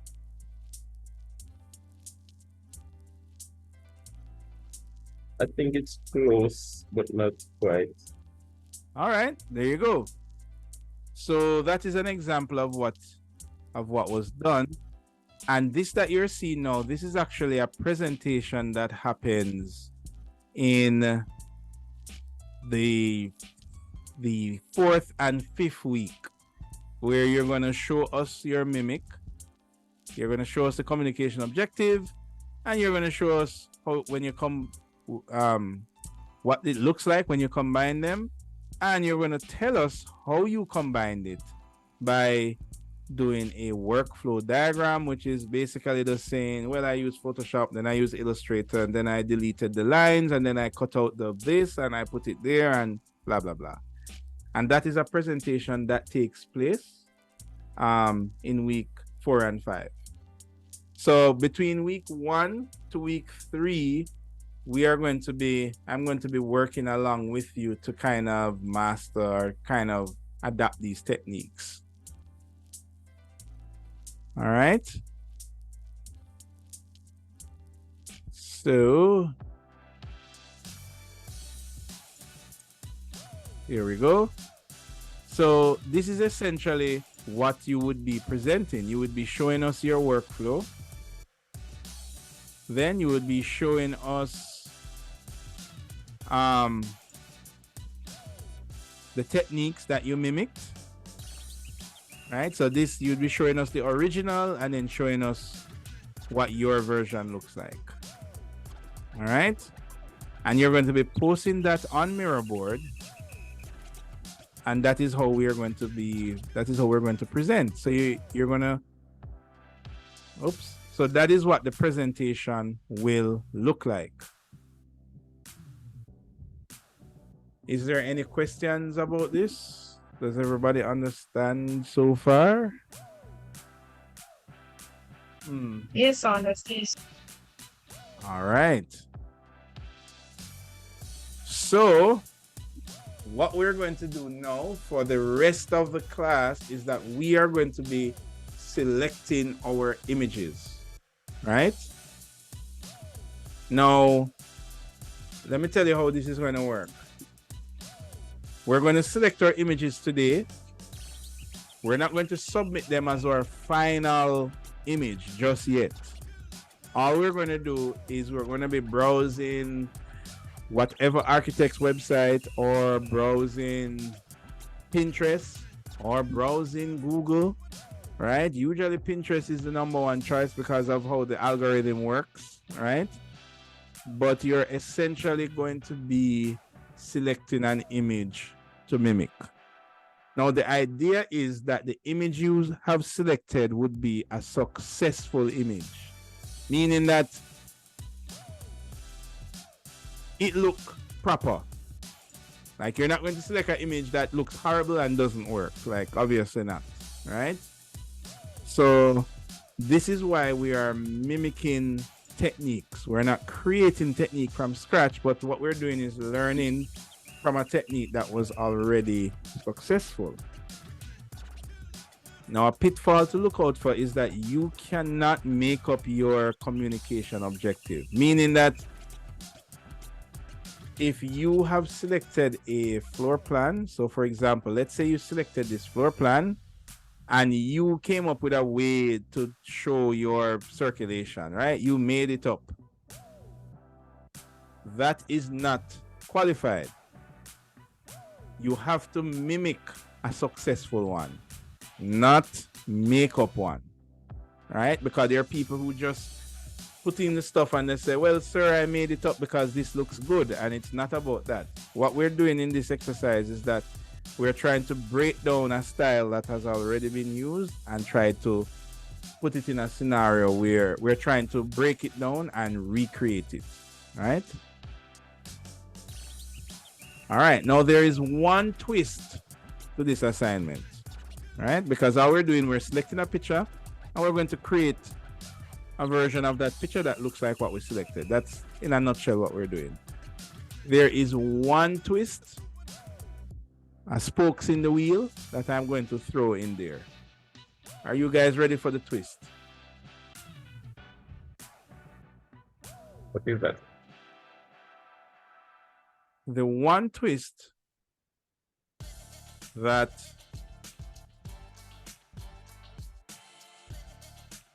is in this project is, oops.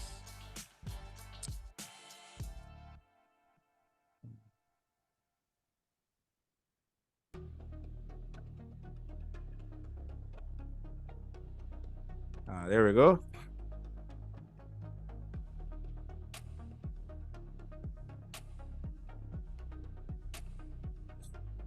This guy here. I am going to give you a 3D model. I'm going to give you a floor plan. The 3D model will be in various formats: SketchUp, Max, Revit. No, yes, I think I have it in Revit. The 2D plans will be as regular DWG flat files. So you're not going to model up something. I'm going to give you a model, and you must use this model to produce your mimic image. All right, so if you look at this example here, this is the image that the student had selected. Right, can you see that? This is the technique that they wanted to master. This is the communication objective. So I believe they were using circulation, I think. This is the model that I am giving to you. So what you produce is going to be done using this model, but you're going to use the technique here on that model. All right, so you can see clearly that this floor plan that is produced is very different from the floor plan in the example. So it's not about the floor plan, it is about the technique.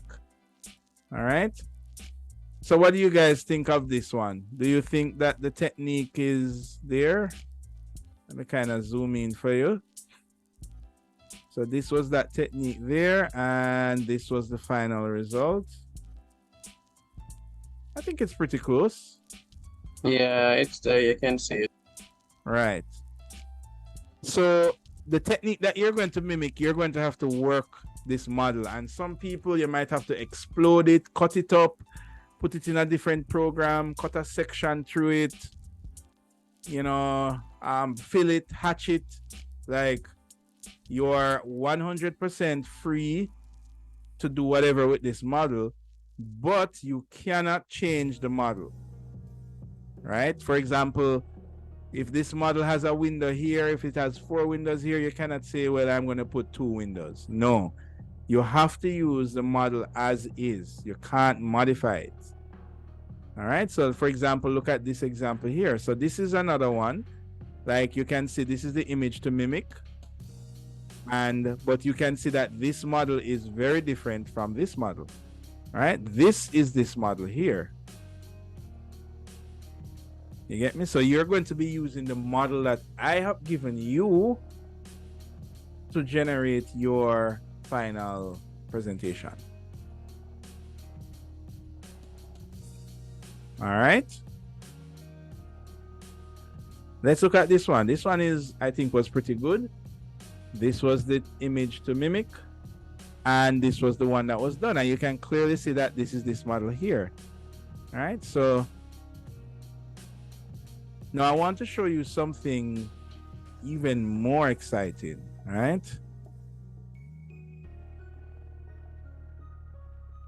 But I think I showed you this earlier.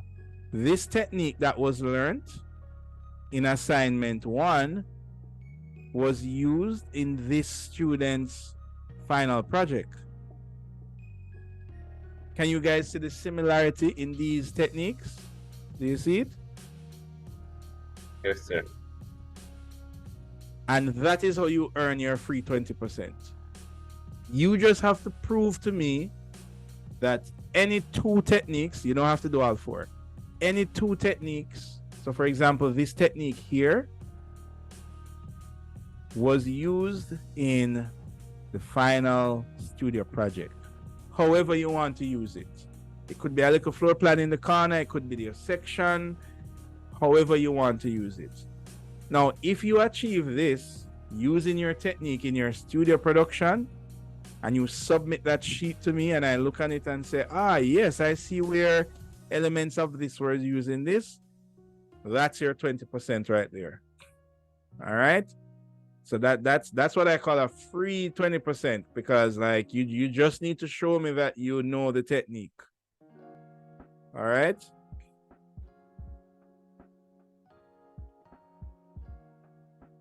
All right. So I think that is enough of me blabbering away for this first assignment. This was the exploded view here. And this was this one. This one I think was pretty successful.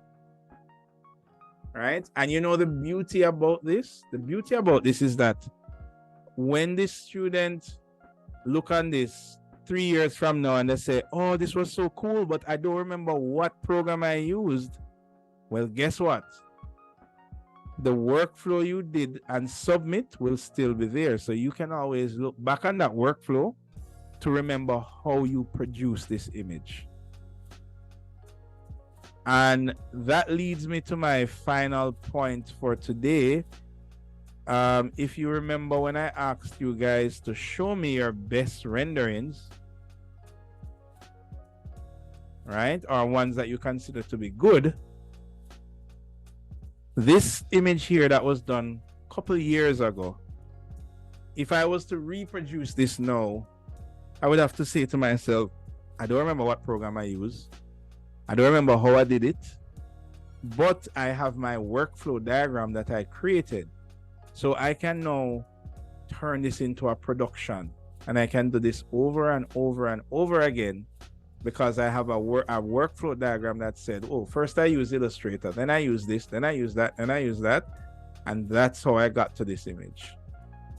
All right. So that is what we're going to do in this class. We are going to be doing a workflow diagram when we present, just like what I showed you a while ago when I showed, where is it? Maybe I closed it already, but when I showed that student's work that had the workflow diagram. Yeah, maybe I closed it already. Right.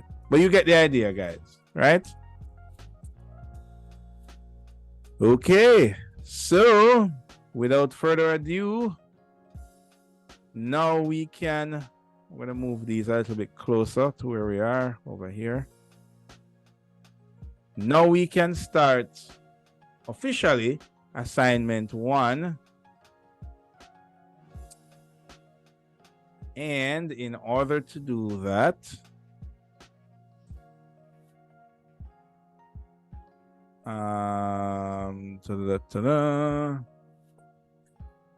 we are going to now be selecting our images. The images that we need to mimic. So this is an important step, guys, because you want to select something that you want to use. I'm going to show you something, and I'm only going to show you for 10 seconds. So look quick and then look away. All right. I'm going to give you a sneak peek at a previous year, right? So these names here are the names of all the students in the class, and I'm just going to pick one at random. So this student here chose this technique to mimic. They didn't select a communication objective, so that's bad. And notice you see this approved symbol here, right? So what does this mean? Anybody? It means you're approved, sir. Exacto mundo, right? So this was the section they chose. I don't know why they have 2. So you know what? Maybe that is a bad example. Let's look at this one here. Right. So this person selected this as their floor plan image to mimic. And then they selected this as the way to show circulation, and both were approved. This was the perspective, and this was the 3D, right? So there are so many here, but I'm not going to give them away because these are people's ideas of techniques that they want to master, and you should find your own technique to master. All right, so I'm not going to show you this one anymore. You guys get the rough idea. However, I'm going to copy over this template though.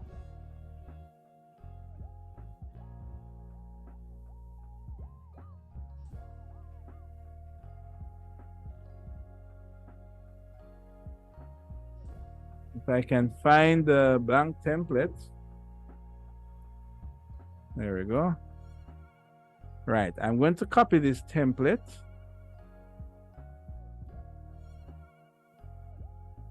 Name.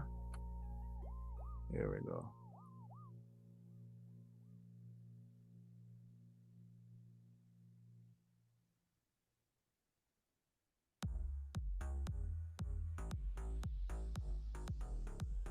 And I'm going to put this template on the mirror board. Now, this is a template, guys. So we need some space. I'm going to make this a little smaller.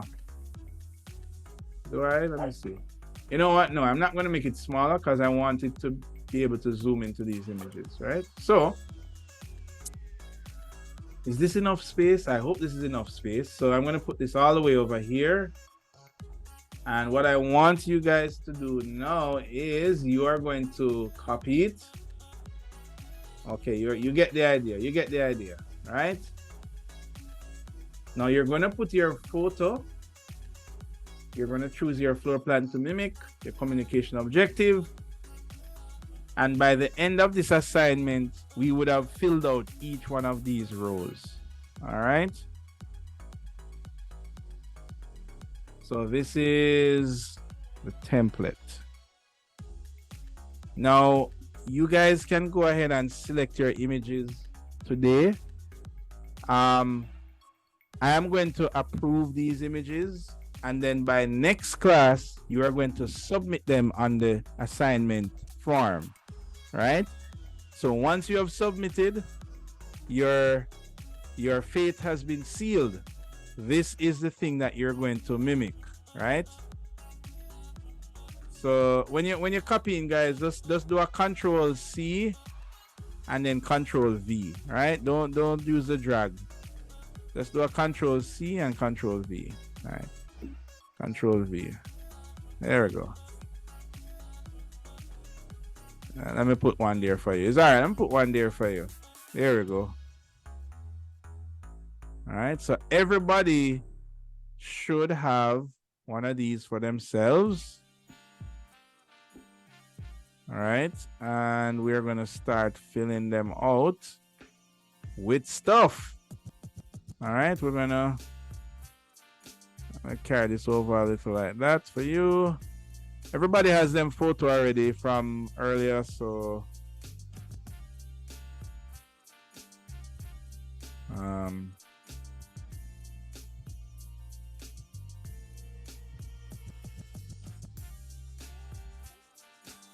now I'm going to be going through the images during the class and after the class.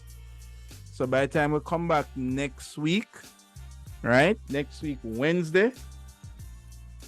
Now what here's the important thing, guys. Remember, you are going to be investigating.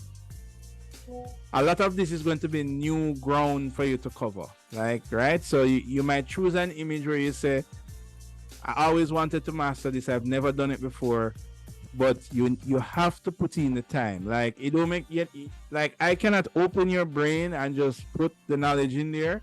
Like, I can give you some pointers, and when I give you the pointers, you need to run.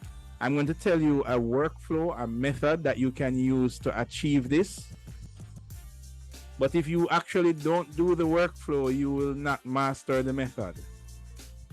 All right, so I've shown you students who have done it, and what they produced at the end is very similar to what they got at the beginning, to what they wanted to achieve at the beginning. So as long as you follow the workflow, you can do it.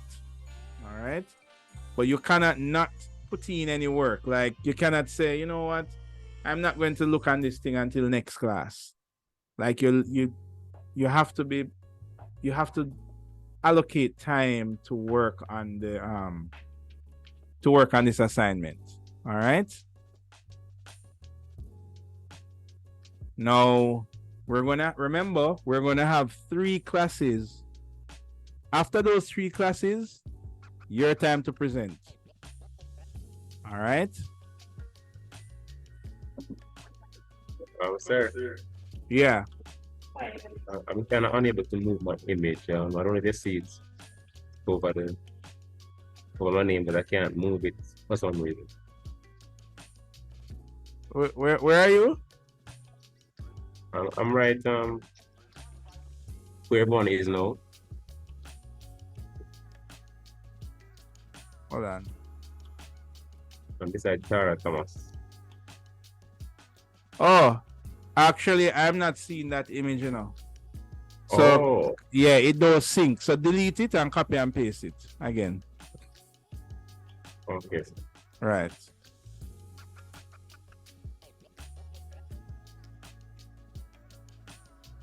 All right, so I'm going to choose an image to mimic. So I'm going to use the image that I selected earlier. These are my images that I have selected. Now, by the way, guys, if you select an image that somebody else has selected, don't worry, it is not illegal. However,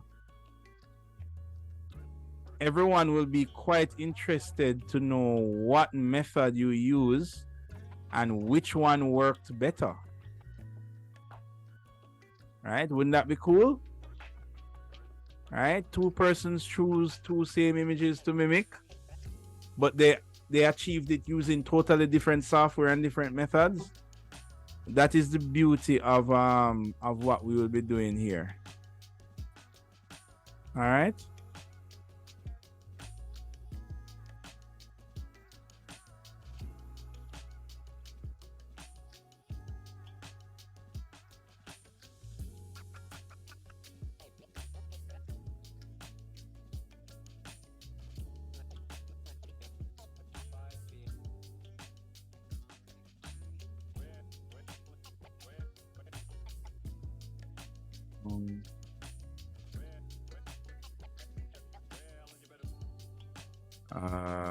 Let's see.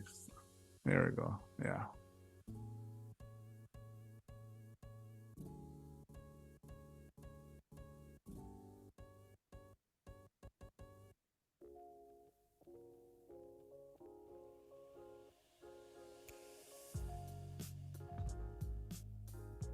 Oh man, I lost my images.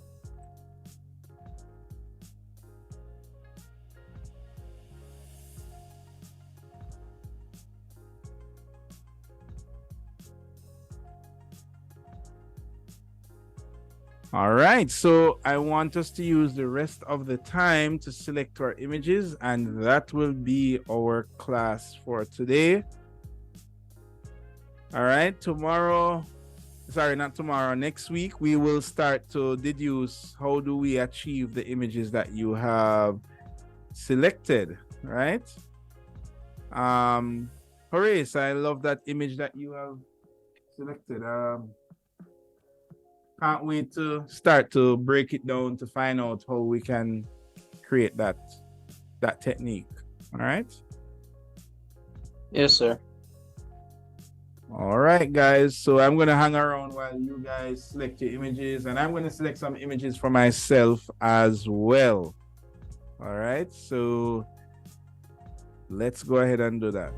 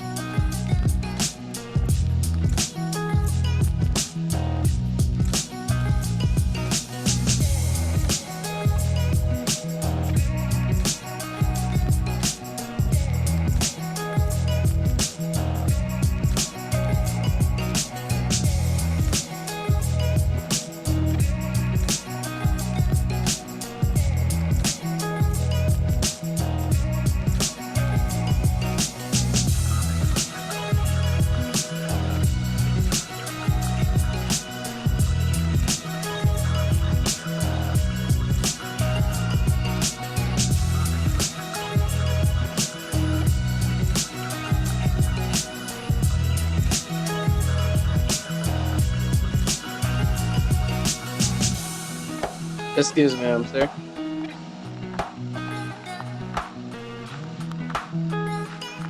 Yeah, what's up? For the 3D and the X-ray, is it just one image we need to have? Yeah, but it depends. For the 3D, definitely. For the X-ray, so for example, this image that I'm looking at, it does show the interior spaces and it does support the communication objective by showing highlighting a space inside. So you don't need two pictures to have everything you need. So in some cases, one picture that has everything is fine. But suppose you have a picture that does have the X-ray, but it didn't accomplish the communication objective. So you need to say, have another picture that has, circulation or whatever the communication objective is. All right? All right, sir. Right. Mm-hmm.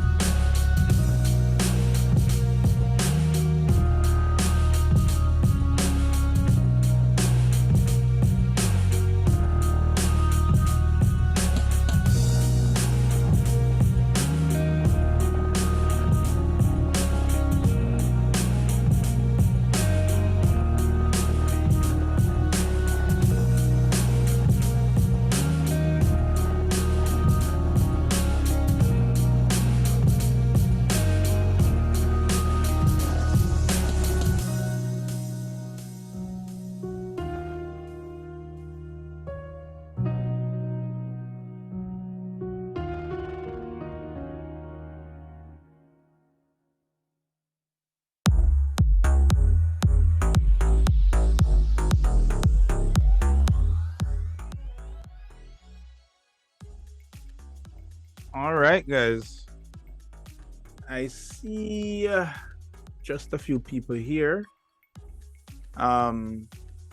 So we're about to call it a day for today. I see that myself along with Tara loves that section drawing there. What's happening with these two floor plans, Tara? Which one you're picking? You have to pick one, you know. You can't pick I two. like the simplicity of the first one, but I was hoping to add a bit more color. You gotta pick one.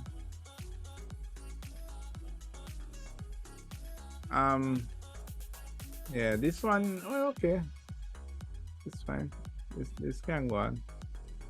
Is this semi-transparent? I think it's a little semi-transparent. Yeah. Yeah, Tara, you gotta pick one. So I would say that the first one is bordering a little bit on too simple. I understand that it is simplistic. But you are right on the toenail of being too simplistic. The second one, though, yeah, definitely that one can go on.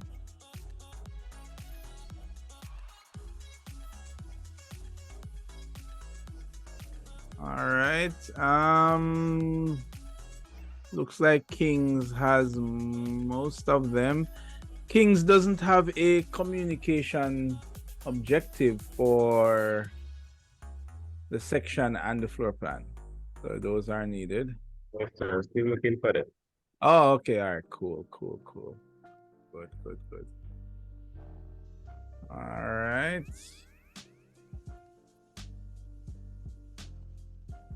I wonder what happened to everybody else in the class. Wow. I didn't expect the MIA to happen so early in the semester. The first class?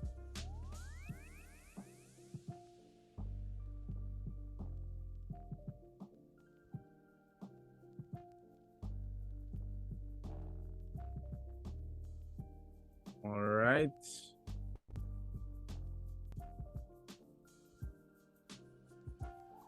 Okay.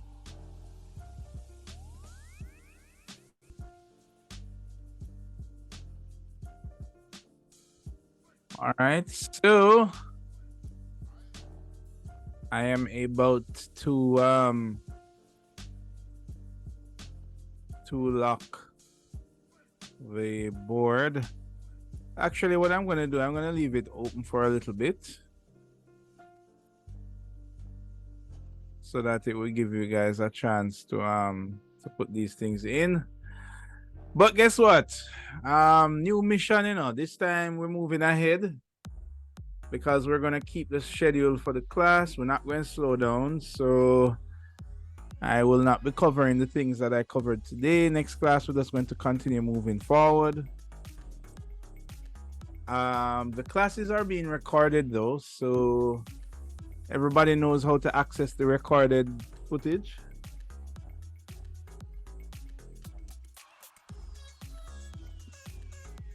Anybody? Yes, sir. Does everybody know how to access the class recordings afterwards? Sir, Yes, sir.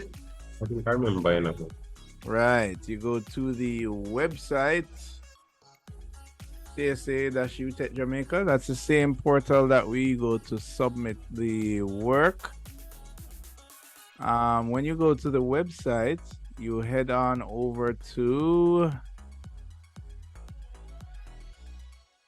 class recordings. Oh, hold on, I'm not sharing my screen. There we go. Right, so you head over to class recordings at the top, and then you select the module. In this case, it's Advanced Computing 1, and then you select the year, which will pop up here. As soon as this class is done, I will set it to upload, and That's how you get to watch it. All right.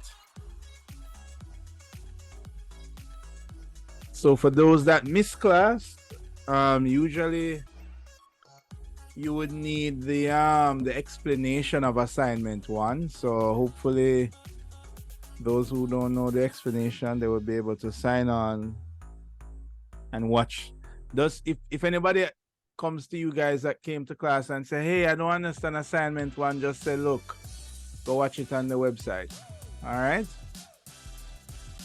You got me?